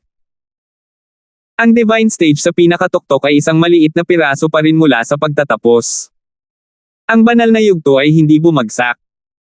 Si Francis ay natigilan, nasa sabik, ngunit malalim din ang pagkalito. Ngunit sa sandaling ito, nakita niya ang isang bagay na lubos na ikinagulat niya. Ang ikalimang banal na yugto sa himpapawid ay talagang pinupuno at kinukumpleto ang sarili nito. Paano ito mangyayari? Ang aking kaluluwa ay pinagsama na sa Ancient Dream Realm, kaya paano mabubuo ang Divine Stage nang hindi nakokontrol ng isip ko ang proseso? Sa kanyang pagkabigla, ipinadala ni Francis ang kanyang isip sa kanyang cross-legged na katawan. Ito ay nanlamig ang mukha ni Francis sa gulat. Ang ikalimang banal na yugto sa itaas ng kanyang dantian ay nababalot ng mapang-arap na ambon. Sa sandaling ito, ang mapangarapin na ambon na ito ay sumisipsip ng iba pang enerhiya sa kanyang katawan at dahan-daang pinagsama ito sa kanyang ikalimang banal na yugto. Ang lakas ng God Eye ay tumutulong sa akin na bumuo ng Divine Stage. Ito ang naging conclusion ni Francis pagkatapos ng ilang pag-iisip. Naramdaman din niya na tila siya ay naging mas maayos na pinagsama sa mundo ng Ancient Dream Realm. Ang pakiramdam na ito ay parang ang mundo ay naging bahagi ng kanyang katawan noon pa man. Mukhang ang aking God Eye ay nasa kalagitnaan ng paggising, na patuloy na pinapataas ang aking kontrol sa sinaunang Dream Realm. Si Francis ay positibong natuwa. Sa sandaling ito, siya ang Diyos ng isang mundo. Nang walang ibang salita, sinimulan ni Francis na tipunin ang Heaven Earth Yuan Chi mula sa 1,000,000 li sa paligid niya. Kasabay nito, inilipat din niya ang ibang mababang kalidad na God Crystal na ugat ng ilang daang libong li palayo sa ilalim ng itim na kagubatan. Nagtataka ako kung paano magbabago ang mata ng Diyos sa pagkakataong ito. Sa wakas ay isinantabi ni Francis ang usapin ng Divine Stage at nagsimulang mag-isip ng isa pang tanong. Ang pagbabago ng mata ng Diyos sa pagkakataong ito ay lubhang kakaiba. Hindi siya nakatulog. Sa halip, ang kanyang kaluluwa ay sumanib sa Ancient Dream Realm. Kaya, hindi niya makita kung ano ang nangyayari sa loob ng God Eye Dimension. Womb! Sa loob ng God Eye Dimension, umiikot pa rin ang misteryosong ginintoang globo na naglalabas ng mapang-arap na ambon. Ang ginintoang bola mismo ay naging isang bola ng parang panaginip na pilak. Biglang lumitaw ang isang nakasisilaw na punto ng liwanag sa pilak na bola. Ang punto ng liwanag ay nagsimulang mag-abot sa isang maikling linya na para bang may sinusubukan itong gumuhit. Ang link sa pagitan ng Ancient Dream Realm at ng Ancient Desolate Realm of Gods ay ang kaliwang mata ni Francis. Sa sandaling ito, ang kanyang kaliwang mata ay sumasailalim sa pagbabago, kaya ang origin energy ng God Eye ay naputol mula sa pagsipsip sa asensya ng Ancient Desolate Realm of Gods. Para sa kadahilanang ito, walang phenomena mula sa pagpasok sa Heavenly Divine Realm na makikita sa Ancient Desolate Realm of Gods. Haha, talagang sinubukan niyang gumawa ng ikalimang Divine Stage. Hindi niya talaga alam kung ano ang pinakamabuti para sa kanya. Ngayong nabigo siya, hindi na siya naglakas loob na ipakita ang kanyang mukha. Ang mga taong iyon sa karamihan na binigyan ng matinding takot ni Francis ay nagsimula na ngayong libakin siya. Manem. Itong enerhiya. Naningkit ang mga mata ni Yutong. Ilang saglit lang, bigla niyang naramdaman ang kakaibang enerhiya sa hangin. Paano? Ito ang enerhiya ng Diyos na nakukuha ng isang tao kapag natanggap ng isang tao ang pagkilala sa sinaunang Desolate Realm of Gods habang pumapasok sa Heavenly Divine Realm. Nanginig si Yutong sa loob. Hindi ba siya nabigo? Kung gayon, bakit umiiral pa rin ang enerhiya na iyon? Kasabay nito, napansin din ng ilang pangunahing disipulo at mga individual na may makapangyarihang divine senses o matalas na obserbasyon ang puntong ito. Lahat sila ay naging madilim at tahimik. Sa kalangitan, ang mga sinaunang Diyos ay medyo nalilito. Mukhang hindi siya nabigo, walang pakialam na sabi ng Ancient God Floating Spirit. Ano lang ang nangyayari dito? Ang isa pang sinaunang Diyos ay nahihirapang maunawaan kung ano ang nangyayari. Sa gilid, kumikislap ang mga mata ng Ancient God Night Dragon. Ang batang ito ay malinaw na may magandang pagkakataon na maabot ang rank 5 nanograms Heavenly Divine Realm, ngunit ano lang ang nangyari sa dulo na nagpawala ng mga phenomena habang ang enerhiya ng Diyos na sumasagisag sa pagkilala ng mundo ay nananatili pa rin. Pagkatapos mag-isip ng ilang saglit, ang Ancient God Night Dragon ay biglang nagsabi, "Magandang mga Ginoo, kailangan kong magpaalam." Whoosh! Naglaho ang sinaunang God Knight Dragon. Kung nabigo si Francis na maabot ang Heavenly Divine Realm, walang sasabihin ng spiritual race kung papatayin siya ng Ancient God Knight Dragon. Gayunpaman, sinabi sa kanya ng kanyang intuition na hindi pa rin tapos ang tagumpay ni Francis. Malamang na si Francis ay makakamit ang rank 5. Kung gusto niyang patayin si Francis noon, tiyak na susubukang pigilan siya ng spiritual race. Kaya, pinili ng Ancient God Knight Dragon na umalis at magmasid mula sa mga anino. Magtagumpay man o mabaigo si Francis, kailangan niyang mamatay. Ang lahing espiritual na mga sinaunang Diyos ay walang oras na mag-alala tungkol sa pag-alis ng Ancient God Knight Dragon. Kasalukuyan nilang maingat na ini-inspeksyon ang palasyo ni Francis sa pag-asang may makita sila. Kuya Zhang. Kung nabigo ang batang iyon sa pag-abot sa Heavenly Divine Realm, ano pa ang hinihintay natin dito? Curious na tanong ni Jean Wei na todo ngiti ang mukha. Ay, alam ko. Tiyak na hinihintay ni Kuya Zhang na lumabas ang batang iyon para mapahiya mo siya. Ang mga labi ni Jean Wei ay pumulupot sa isang masamang ngiti. Itikom mo ang iyong bibig. Malamig na tumahol si Yutong habang ang kanyang mga mata ay nanatiling nakatutok sa palasyo. Ikaw. Agad na napalitan ng galit ang mukha ni Jean Wei, ngunit nagawa niyang pigilan ang sarili. Ang kanyang pag-alalay ay mas malakas kaysa kay Yutong, ngunit ang kanyang talento at lakas ay mas mababa. Bilang karagdagan, nagsisimula ng mapansin ni Jean Wei na may mali.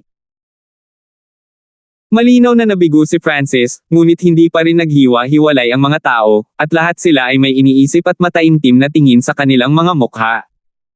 Whoosh! Sa sandaling ito, lumapot ang enerhiya ng Diyos sa labas ng palasyo ni Francis. Nakatutok ang mga mata ni Yutong, at ang kanyang mukha ay lalong nanlumo. Natitiyak niya na ngayon na si Francis ay papasok pa rin sa Heavenly Divine Realm. Habang ang pagsasama-sama ng enerhiya sa pagitan ng mga banal na yugto at ng mundo ay naging mas naiiba, mas maraming tao ang nagsimulang mapagtanto ito. Ang sinaunang Dream Realm. Haha, ang ika-6 na Divine Stage. Umalangaw-ngaw ang tawanan sa buong mundo. Parang ang langit mismo ang tumatawa. Ang kakaibang pangyayaring ito ay naging sanhi ng lahat ng kalapit na sinaunang hayop na nanginginig sa takot. Whoosh! Whoosh! Sa gitna ng itim na kagubatan, sa itaas ng baliw na umiikot na 5 kulay na Yuan Chi Whirlpool, isang ika-6 na Divine Stage ang nakaambang ngayon. Kahit ako ay hindi kumpiyansa sa pagbuo ng 6 na banal na yugto, ngunit sa pagbabago ng mata ng Diyos at ang aking kaluluwa na pinagsama sa sinaunang kaharian ng pangarap, ang aking Diyos na mata ay talagang nakatulong sa akin na i-condense ang aking ika-6 na banal na yugto. Talagang hindi niya inaasahan ito. Ang espiritual na mata ng Diyos ay muling nakatulong sa kanya ng labis, tinulungan siyang mabuo ang ika-6 na Divine Stage na wala siyang tiwala sa pagbuo. Itong ika-6 na banal na yugto lamang ay isang napakagandang sorpresa. Iniisip ko kung ano pa ang mga pagbabagong ay dudulot ng pagbabago ng kaliwang mata ko. Natagpuan ni Francis ang kanyang sarili sa halip na inaasahan ito, ngunit biglang, ang isip ni Francis ay nabigla muli. Ito. Pati boses niya nanginginig. Sa itaas ng ika-6 na banal na yugto, ang mga balangkas ng ika-7 ay unti-unting nabubuo. Ang mga balangkas ng ika-7 banal na yugto ay ilusyon, kumikislap sa loob at labas ng pag-iral na parang ito ay malapit ng mapatay anumang sandali. Salamat po at sinamahan ninyo ako, ingat lagi mga master.